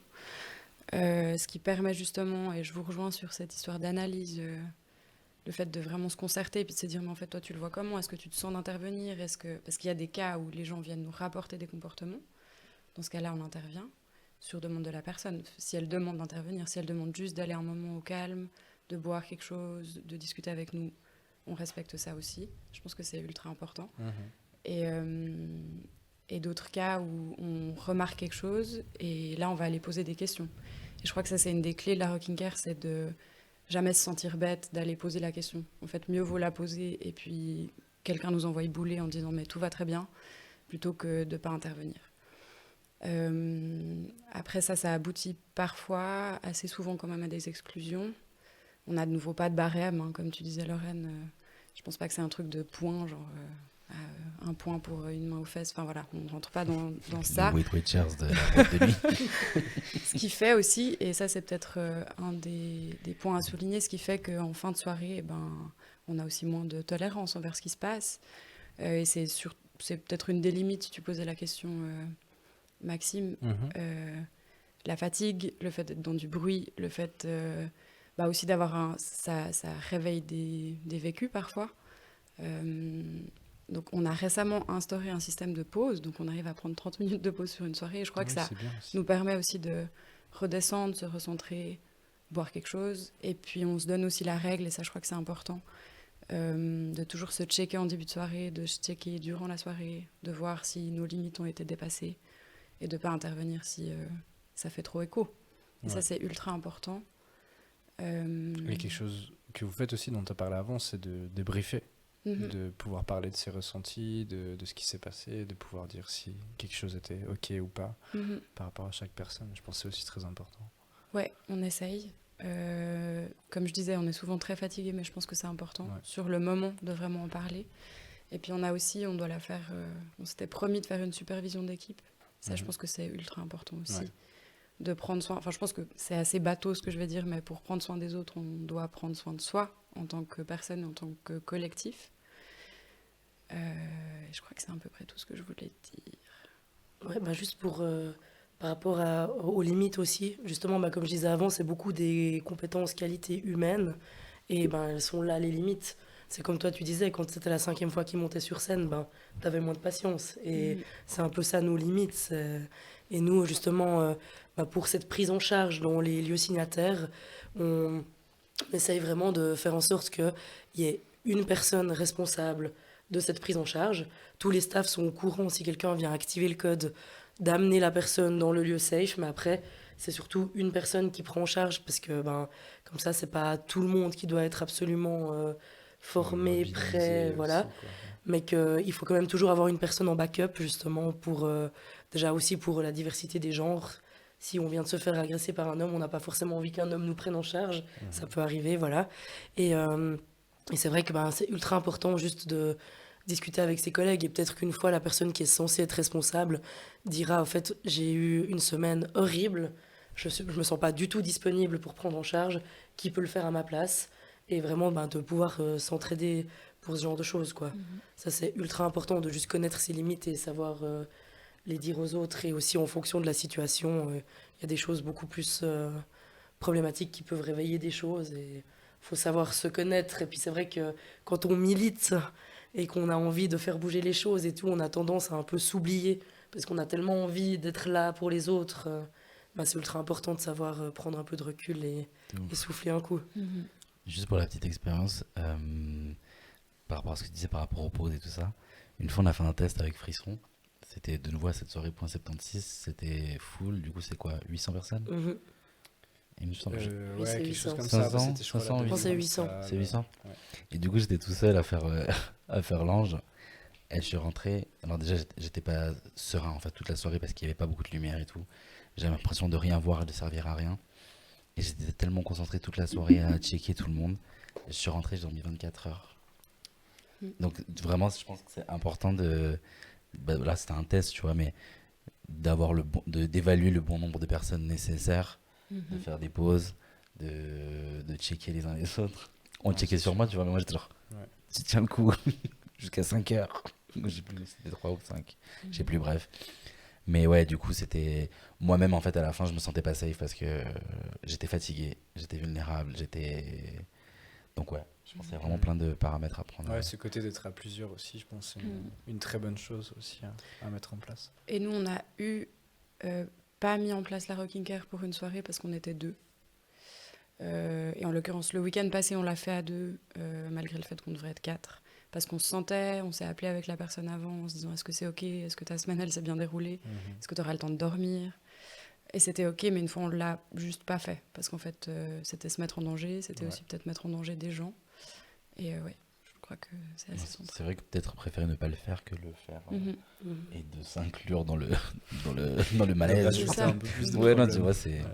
Parce que je pense aussi les personnes qui font ce genre de métier ou de... Bah, c'est vraiment comme tu as dit tout à l'heure, enfin comme on l'a dit tous, on a envie parce qu'on a des valeurs et qu'on veut les défendre et qu'on veut trop bien faire. On détesterait qu'il se passe quoi que ce soit à nos soirées.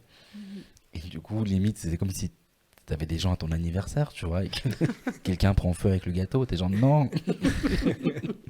Non, vraiment, c'est... Vraiment, personnellement, avec Genre Nocturne, c'est comme ça qu'on le vit.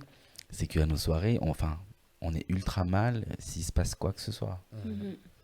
Non, Et bah, c'est un peu. Ouais, ce tu qui est portes, bien, la responsabilité, quoi. ce qui est bien dans le sens que du coup, s'il se passe rien, t'es genre, putain, Mhm. il s'est rien passé. Enfin, on n'a rien entendu de. Parce qu'il y aura toujours des petites Bah, choses qui se seront c'est passées ça, que personne quoi. n'aura dit. Ouais. Mais on sera, ok, personne n'a brûlé. C'est déjà ça. Mm. Et Célia, tu as aussi soulevé une question intéressante, mais c'est comment est-ce que les risques aussi ils peuvent évoluer au fil de la soirée. Je pense pas qu'il y a de métrique exacte, mais qu'il y a des comportements, des choses qui deviennent un peu plus dangereuses, ou bien, je sais pas, si vous avez des inputs par rapport à ça.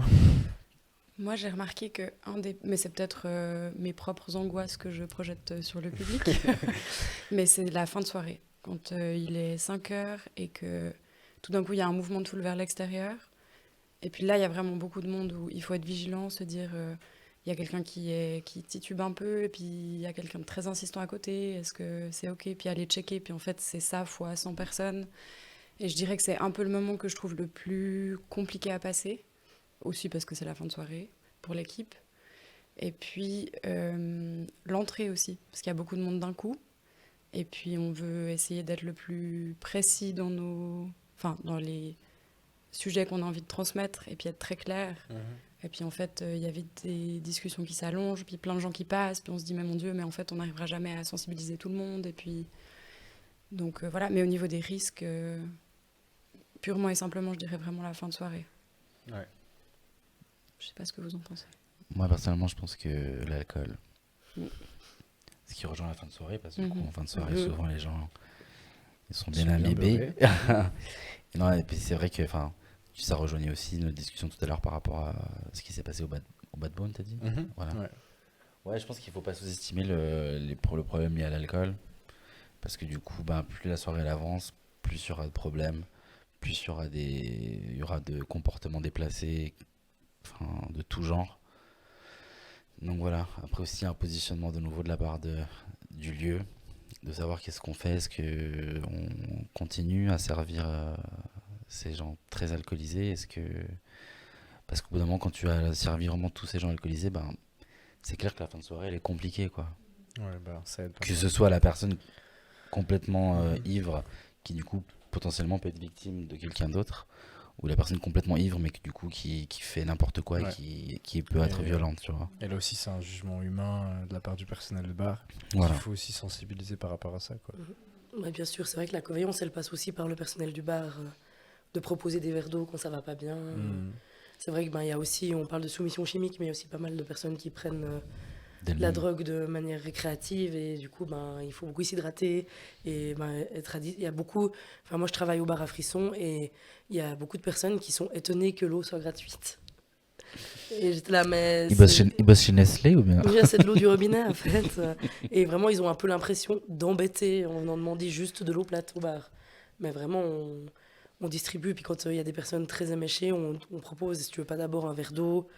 Après, il y en a qui tiennent énormément à avoir leur bière. Mais c'est vrai qu'on est aussi sensibilisé à ça. Et je pense que c'est pas forcément le cas dans tous les lieux. Mais de vraiment penser au bien-être des personnes qui sont là, quoi. Et pas leur servir des tequila boum boum si elles se voient plus les mains, quoi. C'est mieux. À part quand c'est moi, s'il vous plaît. À part si c'est moi, je maîtrise. Tranquille. Parce que si je bois pas mes gin tonic, je dors trop vite après. Je suis fatigué. Mais ouais, effectivement, comme tu dis, enfin. Puis aussi, avertir les personnes, comme tu as dit, que vous pouvez boire de l'eau aussi, c'est pas mal. C'est Ouais. bon pour la santé à ce qui paraît. Et puis pour revenir et reposer un peu cette question par rapport à l'accueil aussi des personnes qui vivent un problème dans une soirée. Enfin, il y a aussi la question de se dire, bah voilà, c'est quand même un environnement de la nuit. En général, c'est pas vraiment adapté à ça. Et puis comment est-ce qu'on arrive à créer des lieux, des espaces dans ces lieux qui sont justement tranquilles, accueillants et chaleureux pour justement faire un peu redescendre la pression et tout ça, quoi. C'est aussi tout un travail de mise en place, j'imagine, avec les différents lieux. Et puis, comment est-ce que ça se passe? Je te laisse commencer. Très pragmatique du coup, parce que au Rocking Chair, le lieu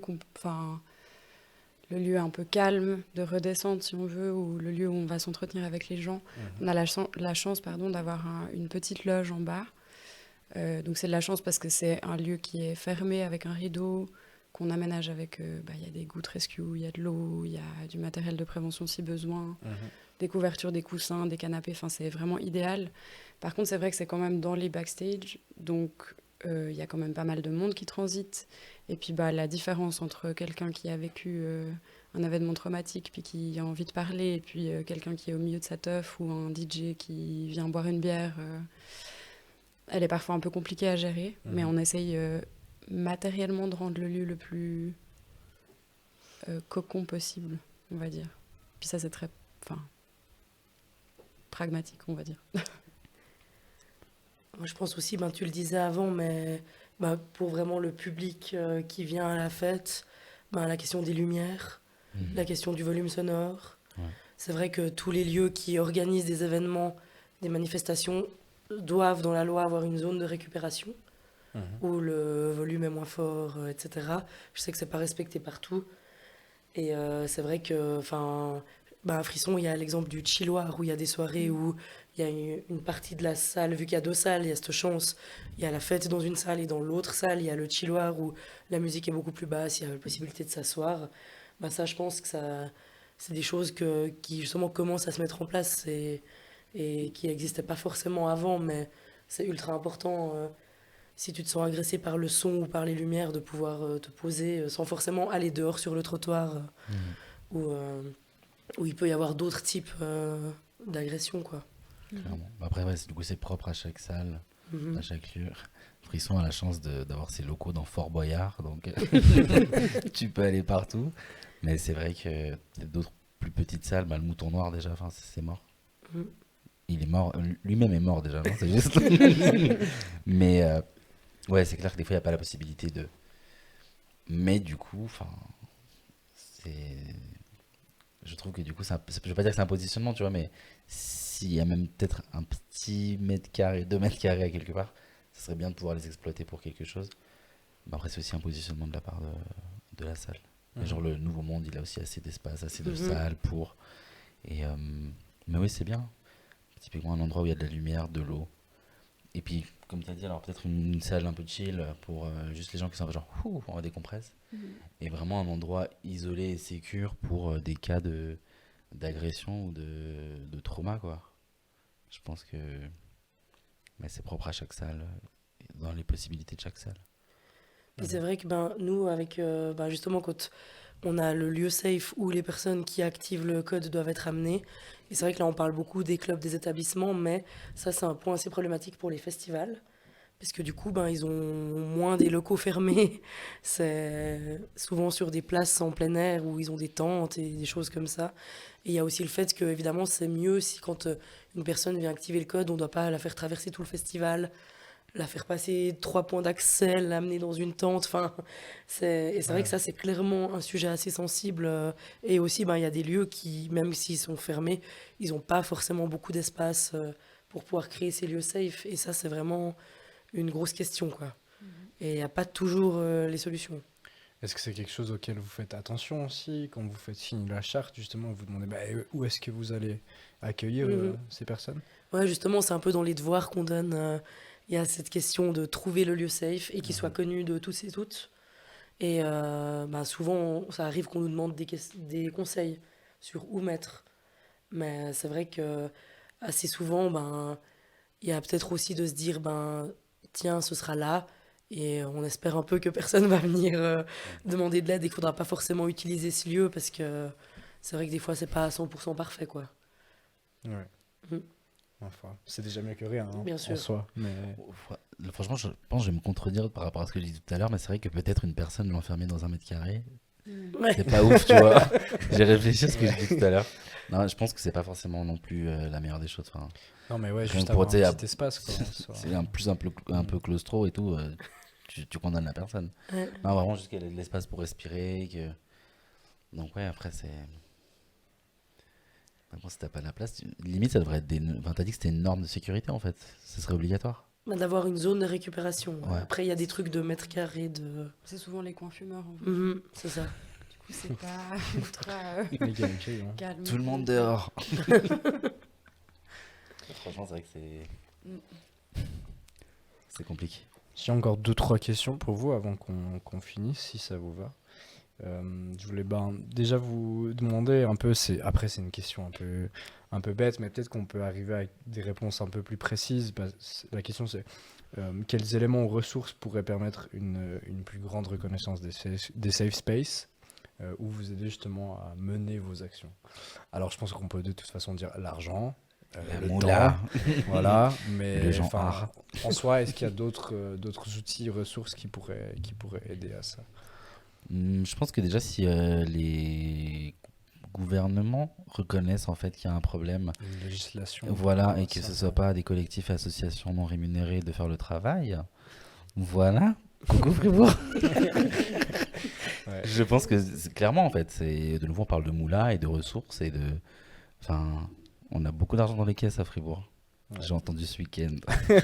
Du coup, non mais parce que ouais, de nouveau, enfin, c'est que des collectifs ou associations, des gens pas forcément rémunérés qui font le travail, alors qu'on a tous des jobs à côté, contraignants, des fois même plusieurs. Donc et puis limite des fois ouais, que ce soit les villes, les cantons qui prennent en charge vraiment les dossiers, que les choses soient faites et qu'elles consultent les personnes en les rémunérant et en les créditant sur le travail. C'est mieux. On est d'accord, c'est mieux. Mais oui, parce que du coup, c'est jamais le cas en fait. On prend Ouais, notre bah temps oui. et tout. Mhm. Puis on nous offre 3 rondelles de salami, là, c'est bon. Ouais. Enfin. Autre, J'avoue, j'ai pas grand-chose à ajouter à ça. Moi non plus. ouais, c'est Et- une C'est le législation. nerf Quoi. de la guerre, je crois. Ouais. Et aussi, j'ai l'impression souvent les salles qui ont le plus d'argent ne font rien. Mm. Parce que des fois, il n'y a pas tout le monde qui est, tu vois. Alors que les personnes qui ont le moins de moyens le font, tu vois. Mais aussi, de nouveau, un positionnement, si tu as une salle, que tu as de l'argent, que tu veux que les choses se passent correctement, en attendant que le gouvernement et qu'il y ait une législation, met les choses en place. C'est ça. Ouais, c'est comme je disais au début, quoi. Ça vient beaucoup des milieux associatifs gérés par des structures non subventionnées, mais à but non lucratif. C'est souvent là que ça naît des projets. Et pour d'autres lieux plus institutionnalisés, ben, il se passe pas grand-chose, quoi. Ouais, il y a un problème aussi par rapport à ça, c'est que tant qu'il n'y a pas de législation, il n'y a pas de charte qui soit vraiment contraignante en fait. Il n'y a aucune contrainte, c'est au bon vouloir des personnes déjà de signer, de s'intéresser, de faire les démarches, mais après aussi de mettre en pratique les choses et puis de vraiment se tenir à ça, que si ça soit pas respecté, ça soit autant grave que s'il y avait un incendie, une évacuation et qu'il y a un problème par exemple. Bah, tu vois, moi, pour le coup, j'aimerais inviter tous les publics, en fait, à être la contrainte. Ouais. Si un lieu n'est pas safe, on y va up. C'est ça, c'est l'autre solution un peu. Non, hein. vraiment, Ouais. parce que dans le sens, De boycotter un peu les espaces qui sont pas du tout accueillants. on s'est qui tellement boycotté respectent de pas choses ça, sur quoi. plein d'autres aspects. Ouais. Et là, par contre, à 4h du matin, quand on est ivre dans la rue, on oublie tout, on a genre, non, Ouais, Crapule. souvent on oublie pas mal de choses. Hein. Non, Once c'est sûr. once Hein. again. Mais cette question de comment créer justement des processus qui soient contraignants, c'est aussi, c'est un peu, ça revient aussi à la même solution. Il faut créer un cadre légal et puis contraindre techniquement, légalement les gens à s'y tenir aussi, j'imagine. Je sais pas s'il y a d'autres Totalement. choses qui peuvent permettre de vraiment contraindre les établissements, les festivals et autres à s'y tenir, mais... Bon, déjà qu'il faut mettre un cadre légal, après, il faut encore le contrôler. C'est On la en deuxième demande étape, hein, beaucoup, mais, hein. mais non, voilà. Après, Mais- c'est dans un idéal. Hein. Je pense qu'on est un peu loin de ça, mais que... Ouais. Mais vraiment, je pense, si on peut faire quelque chose assez rapidement, c'est vraiment que les gens s'éduquent eux-mêmes, en fait, à boycotter Ouais. les lieux qui ne sont pas safe. Et du coup, ces lieux en question, une fois qu'il y aura une bonne partie du public qui ne sera plus là, ben, eux-mêmes se remettront en Ouais. question et feront le travail. Et enfin, parce que dès qu'il n'y a plus l'argent qui rentre, ça pique. Tout d'un coup, les sujets nous intéressent, tu vois. Après, il y a aussi la problématique, et peut-être qu'on peut en parler aussi, mais c'est qu'il y a une grande partie du public qui n'est pas du tout au fait de ces questions, qui est lui-même aussi un peu fait partie de cette problématique-là aussi, quoi. Tu sais, quand tous les frotteurs ils se retrouveront dans le même club tout seuls, crois-moi, ça va être moins rigolo. Ouais, non, c'est sûr, quoi. C'est vrai que ça résout Ils seront un peu le genre, problème. Ils sont où les autres On a pas reçu le mémo. Ouais. C'est vrai que nous, avec 1700, on est très demandeuse de feedback, quoi. Ouais. Parce que c'est vrai on a beau dialoguer avec certains signataires, on a très peu de feedback du public. Mhm. Et nous, notre rêve, ce serait, bon, peut-être pas trop de mails non plus, mais ce serait de recevoir des mails, des infos sur si jamais ce lieu c'était super, j'ai activé le code et c'était nickel. Ouais. Ce lieu c'était pas parfait, là ça va pas. Enfin, on en a déjà, mais on en voudrait des tonnes. Et c'est vrai que, bon, après, évidemment, on a 1000 idées, 1000 projets en tête, mais on y va petit à petit. Mais une fois, on avait eu la folle idée de faire un truc genre TripAdvisor, mais avec les lieux de sortie, De ouf. pour un peu faire un barème de safety Mhm. des lieux. Mais après, il y a, tout comme sur TripAdvisor, il y a plein de limites et de dérives possibles où Ouais. les clubs peuvent aller voter pour eux-mêmes et dire qu'ils sont super safe. Enfin, T'inquiète pas, je Voilà. serai là pour dire que non. ouais, mais enfin, essayer de valoriser, au fait, valoriser, visibiliser les lieux qui font le taf, au fait, Ouais. et qui se creusent la tête alors qu'ils ont plein d'autres choses à faire, et un peu montrer du doigt les autres qui traînent et qui font pas assez, quoi. Et on réfléchit Ou un rien peu, du tout. ouais, ou rien. Mais franchement, l'idée, elle est géniale. Et je pense que les gérants de boîtes problématiques, ils seront vite lassés de devoir utiliser de leur temps pour dire c'était génial hier soir avec mes amis. Accueil 6 sur 6. Non. Je pense qu'ils seront vite saoulés aussi. Mhm. Et tu sais, c'est ultra intéressant parce que je vais pas redire le nom cette fois, mais quand j'ai eu un problème dans ce club, moi j'ai un truc que j'adore faire, c'est call out les gens sur les réseaux. Et le lendemain, j'ai call out, j'ai dit dans tel et tel club, il s'est passé ça, ça, ça, ça, ça. Qu'est-ce qui se passe? Et j'ai averti tout le monde, hein. J'ai mis la police, la liberté, tout ce que je pouvais mettre, j'ai tout mis. Et ben crois-moi que le gérant m'a appelé pour me dire qu'est-ce qu'on peut faire pour vous, monsieur? Ouais, bah, c'est sûr Non, que mais c'est ça vrai, change et aussi je un pense peu qu'il la faut pas avoir dynamique, peur hein. de call out. Faut pas avoir peur de dire qu'en fait là-bas c'est problématique, il s'est passé ça. Et même si c'est dans ton club préféré et qu'une fois il se passe quelque chose, mais qu'on t'a pas écouté, que typiquement, même si à la charte, t'as relevé un problème, faut te faire écouter, faut te faire entendre. Mhm. Donc call out. Et les gens ils détestent ça. Je fais ça avec les assurances Ouais, bah, aussi. c'est un peu le pire truc, ouais. Et Ouais. toute société qui me respecte pas. C'est un bon moyen. Moi, je voulais aussi vous poser la question un petit peu de l'évolution. Ça fait plus ou moins longtemps que vous êtes un peu actif sur ces questions-là, avec les établissements et tout. Et puis, comment est-ce que vous avez vu évoluer ces espaces? Est-ce qu'on peut aussi parler d'une évolution aussi des mentalités du public depuis le début un peu de vos démarches? Je pense que c'est aussi assez intéressant, surtout la charte qui existe depuis quand même pas mal d'années maintenant.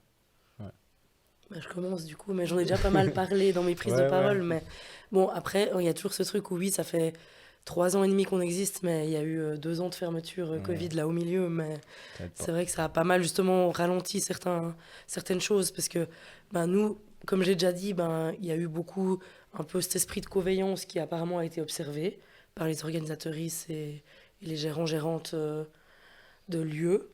Et sinon, il y a beaucoup eu cette demande envers nous de mettre en place des ateliers, des formations, parce que c'est vrai que c'est quand même compliqué. Pour les lieux qui sont très convaincus, qui portent ces mêmes valeurs, c'est déjà un peu plus facile de les expliquer au staff et dire voilà, dorénavant, on a ce processus, cette procédure ARETA, etc. Mais pour d'autres lieux qui sont pas du tout, qui sont pas du tout sensibilisés et qui signent juste pour faire joli, en fait, on sait que ça va pas aller plus loin, que ça va pas se transmettre, quoi. Donc, nous, au fait, il nous a fallu bien quelques années pour se sentir légitime de donner des ateliers. Parce que c'était ça notre problème principal au début, c'est qu'on se disait, mais nous, on a juste créé une association, on est un public comme les autres, on n'est pas à même de former des personnes. Et après, nos lieux signataires, notre entourage, nous ont dit, au fait, si, vous êtes devenez un clairement peu légitime. l'autorité compétente, quoi, Ouais. vu qu'il n'y a que vous. Voilà. Et après, justement, on prétend pas être des formatrices d'adultes et on donne Mhm. pas des certificats. Ouais. Mais en fait, c'est vraiment juste expliquer, discuter, sensibiliser. Donc ça, c'est vraiment... Là, on est en train de mettre le focus là-dessus. Et je pense que ça va justement compléter cette idée de faire un suivi. Et puis voilà, quoi, de vraiment... Il ne sera pas obligatoire cet atelier pour tous les signataires, mais on va vraiment l'encourager vivement pour que je pense que ça va déjà un peu changer les choses. Et aussi faire le tri, clairement, parmi les signataires. Et après, on aimerait évidemment avoir assez de ressources pour pouvoir approcher les personnes les clubs et dire « vous, ça fait quand même gentiment 4 ans que vous nous avez pas contactés. C'est pas normal, il faudrait que vous signiez. » Puis il va vraiment pouvoir approcher et avoir de plus en plus de signataires, parce que le but de cette charte aussi, c'était vraiment qu'un peu tous les lieux festifs du canton aient une espèce d'unité. Et à contrario, justement, on a des lieux problématiques qui ne sont pas intéressés à signer, mais on a d'autres lieux qui sont genre des restaurants qui ont voulu signer, parce qu'ils étaient là, on n'a jamais de problème, mais en fait, c'est juste trop chouette ce que vous faites. Et enfin, en fait, on peut jamais signer la charte dans le vide, quoi. Ouais. Parce qu'en fait, c'est juste prôner des valeurs. Et plus il y a de lieux qui le font, plus de public sera sensibilisé, quoi.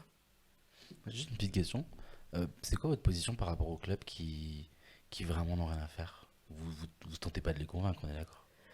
On les avait tous contactés au début, Ouais. puis on avait dit d'accord, parce que justement, on n'avait pas les ressources pour leur courir après, quoi. Mais c'est un peu genre, tu veux pas, bah Voilà. tant pis pour toi. Mhm.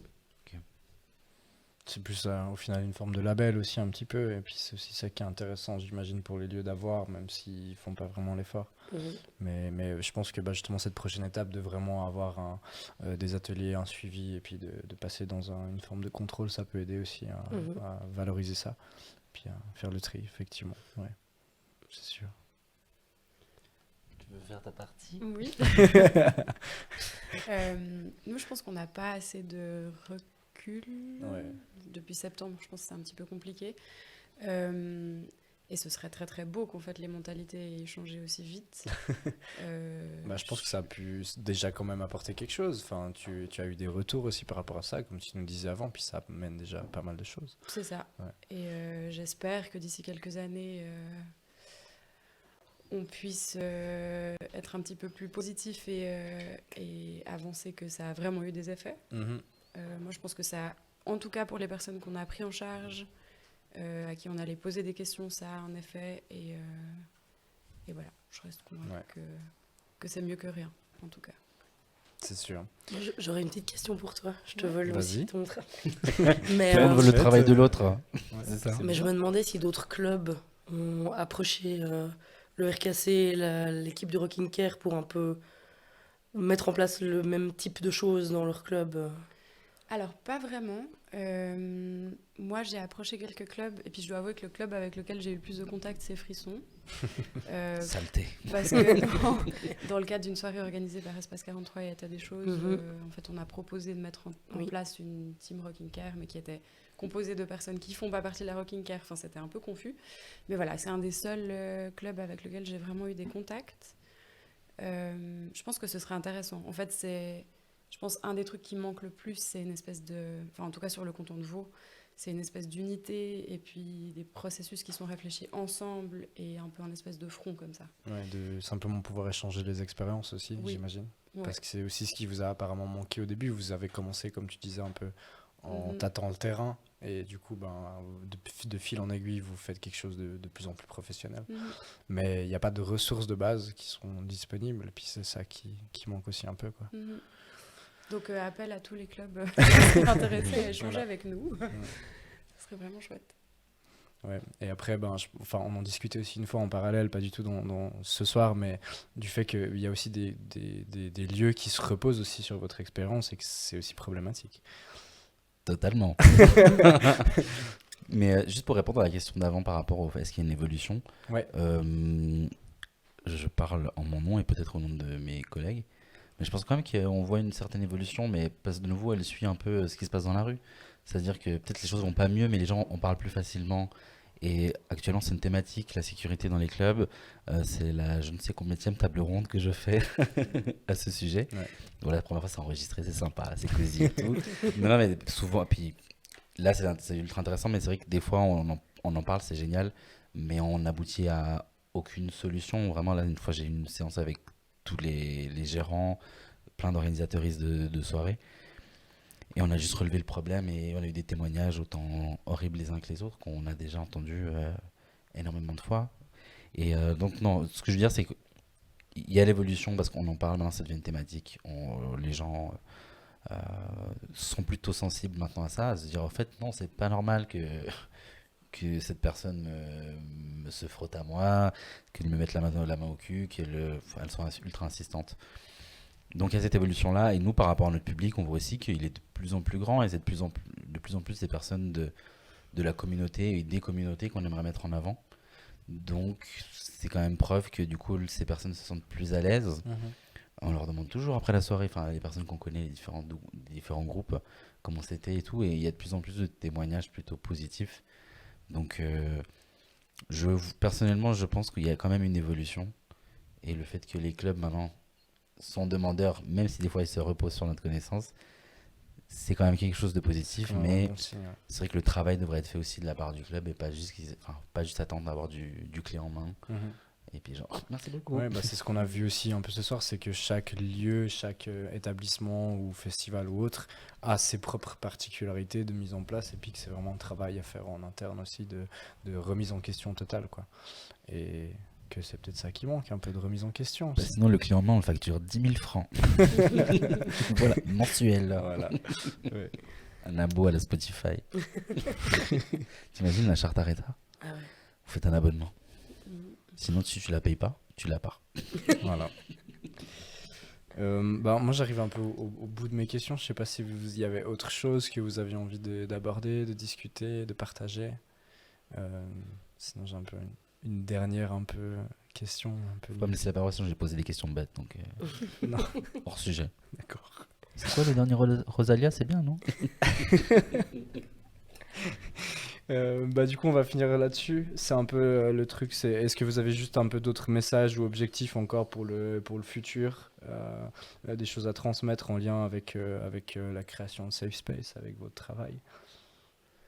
Je pense que c'est bien de thématiser le sujet. C'est bien que les gens hors organisateurs, organisateuristes, pardon, hors club, mais peut-être même le public en discute, réalise la nécessité de ce genre d'espace, et que du coup, il ne jure que par ça. Il et elle ne jurent que par ça. Mm. Et c'est vrai que quelque chose qu'on n'a pas beaucoup. J'ai perdu mes mots, mais voilà, dont on n'a pas beaucoup parlé ce soir, c'est aussi les médias. Ouais. Parce que c'est vrai que nous, avec 1700, on ressent pas mal que ben voilà, quand quelqu'un a du GHB dans son verre, alors on nous appelle. Mais quand on fait des choses super, qu'on met plein de trucs en place et qu'on essaye d'innover et de prôner des belles choses, alors là, il n'y a plus personne pour couvrir Ah ouais, ce non. qu'on fait et pour en parler, quoi. Et que, en fait, ben, l'information au public, ça passe aussi par là. Totalement. Et ben, en fait, ce serait cool de nous donner de la visibilité, pas seulement quand il y a des choses négatives qui se passent, quoi. Et ça, c'est quelque chose qu'on vit assez mal avec 1700, c'est que ben, on parle très peu des projets positifs qu'on met en place, et il y en a beaucoup. C'est dur. Et ben, c'est vrai que sinon, moi, j'aimerais beaucoup insister sur le fait, ben voilà, quoi, que c'est ben, la coveillance. C'est le C'est cœur de Mhm. tout ce qu'on prône, et puis que ce soit dans des lieux festifs, que ce soit dans le public, mais aussi, on disait, ben, le staff, les artistes, parce que les artistes, des fois, se sentent pas safe, mais les artistes, des fois, sont Ne aussi sont des pas oppresseurs. faits. Ouais. Et ça arrive assez souvent, mine de rien. Et c'est pas forcément C'est vrai. les pits de RT, mais ça aussi les DJ locaux. Et du coup, ben... J'hésitais presque à en faire tout un autre podcast en fait de cette thématique-là. C'est peut-être dans le futur, mais on peut tout à fait en parler. Mais c'est clair que du coup, je rebondis en 2 Mhm. secondes. Vas-y. Les programmateuristes, clairement, pour rendre le lieu plus safe aussi, une programmation qui va dans ce sens-là, c'est ultra important. Ouais. Chose que Frisson fait, Voilà. génial. Non, mais c'est ultra important de le dire. Enfin, C'est ça. c'est pas forcément parce qu'on est chez eux aujourd'hui, mais c'est ultra important de dire que qu'il y ait une belle représentativité dans la programmation, qu'il n'y ait pas de personnes, de par leur texte, de par leurs agissements à la maison, ne Mhm. soient pas problématiques. Et que non, enfin, pas d'homophobie, pas de misogynie, pas de transphobie dans les textes. Enfin, Mhm. Ouais, ça c'est aussi quelque chose qu'on n'impose pas parce qu'on n'a pas ce pouvoir, mais quand on signe la charte Areta, on essaye de sensibiliser. Si vous utilisez l'écriture inclusive, le langage épicène, c'est chouette. Si votre programmation elle est diversifiée, c'est chouette. Enfin, vraiment, on essaye aussi, parce que c'est vrai que ça passe aussi par là. En fait, un lieu où on ne se sent pas représenté et écouté, ben, on n'a pas envie d'y venir. puis pour les auditeuristes, si vous savez pas si un artiste est safe ou pas, vous tapez son nom, puis scandale sur Google, et vous avez tout. Voilà. Tout simplement. Non, mais c'est ultra important parce que Mhm. voilà. Moi, je vous rejoins vraiment. Je vais pas forcément épiloguer là-dessus, mais j'insisterai vraiment sur c'est une collaboration entre clubs. Enfin, je pense que c'est hyper important. Ça donne beaucoup, beaucoup de force, club et festival. Ça donne beaucoup de force, puis ça permet d'être plus intelligent. Enfin, C'est sûr. je pense que l'intelligence collective, c'est la clé. On Les n'y est pas encore, synergies, hein, tout ça, c'est important. Mm. Plutôt que de Avec chacun la moula. faire notre petit travail C'est Voilà. ça. dans notre coin. Ouais. Ne pas Et oublier puis, le paiement. Peut-être qu'on peut Paiement de ça. aussi souligner le fait, parce qu'on en a aussi parlé aussi un petit peu ce soir, mais que c'est aussi toujours plus simple et plus juste de prévenir, de faire de la prévention, plutôt que de réagir et puis justement d'arriver après avec des solutions un peu au pied levé, parce qu'il faut réagir, quoi. Et on en a parlé aussi, mais le tabou qu'il y a autour de ça est toujours réel. Tout ce qui se passe un peu dans les murs noirs des clubs surtout, et puis un peu la nuit dans les festivals, c'est aussi quelque chose dont on parle pas forcément, mais dont il faut parler. Et puis je pense qu'il y a beaucoup de choses à dire, il y a beaucoup de choses qui sont pas ok qui se passent, de milieux qui sont pas vraiment sains. Et il faut le reconnaître, il faut arrêter de se mettre vraiment des œillères devant les yeux. Et pour ça, je tiens à vous remercier pour cette discussion, pour tout votre travail par rapport à toutes ces questions-là, et puis votre investissement, hein, parce qu'on l'a vu, c'est du temps que vous donnez vraiment bénévolement à côté de tout ce que vous faites à côté déjà. On n'est pas payé ce soir. Voilà, on paye les boissons, mais voilà, c'est déjà ça. Et ouais, vraiment merci de la part de moi-même. Et puis de la part du public qui voit aussi ça, parce qu'il y a aussi un public qui est là, qui voit et qui apprécie ça, j'imagine. En tout cas, moi je le ressens et je vois aussi la différence, l'évolution. Et je pense qu'on devrait beaucoup plus suivre votre exemple. Voilà. C'était mon chou. Merci Ouais. pour l'invitation et pour tes mots. Mais avec grand plaisir. Je crois qu'on peut se laisser là-dessus, sauf s'il y a d'autres remarques, autres questions ou autres. Moi, je pense que c'est aussi intéressant de suivre chacune des pages, Ouais. que ce soit la tienne, la vôtre, Mm. la vôtre ou la nôtre. Ouais.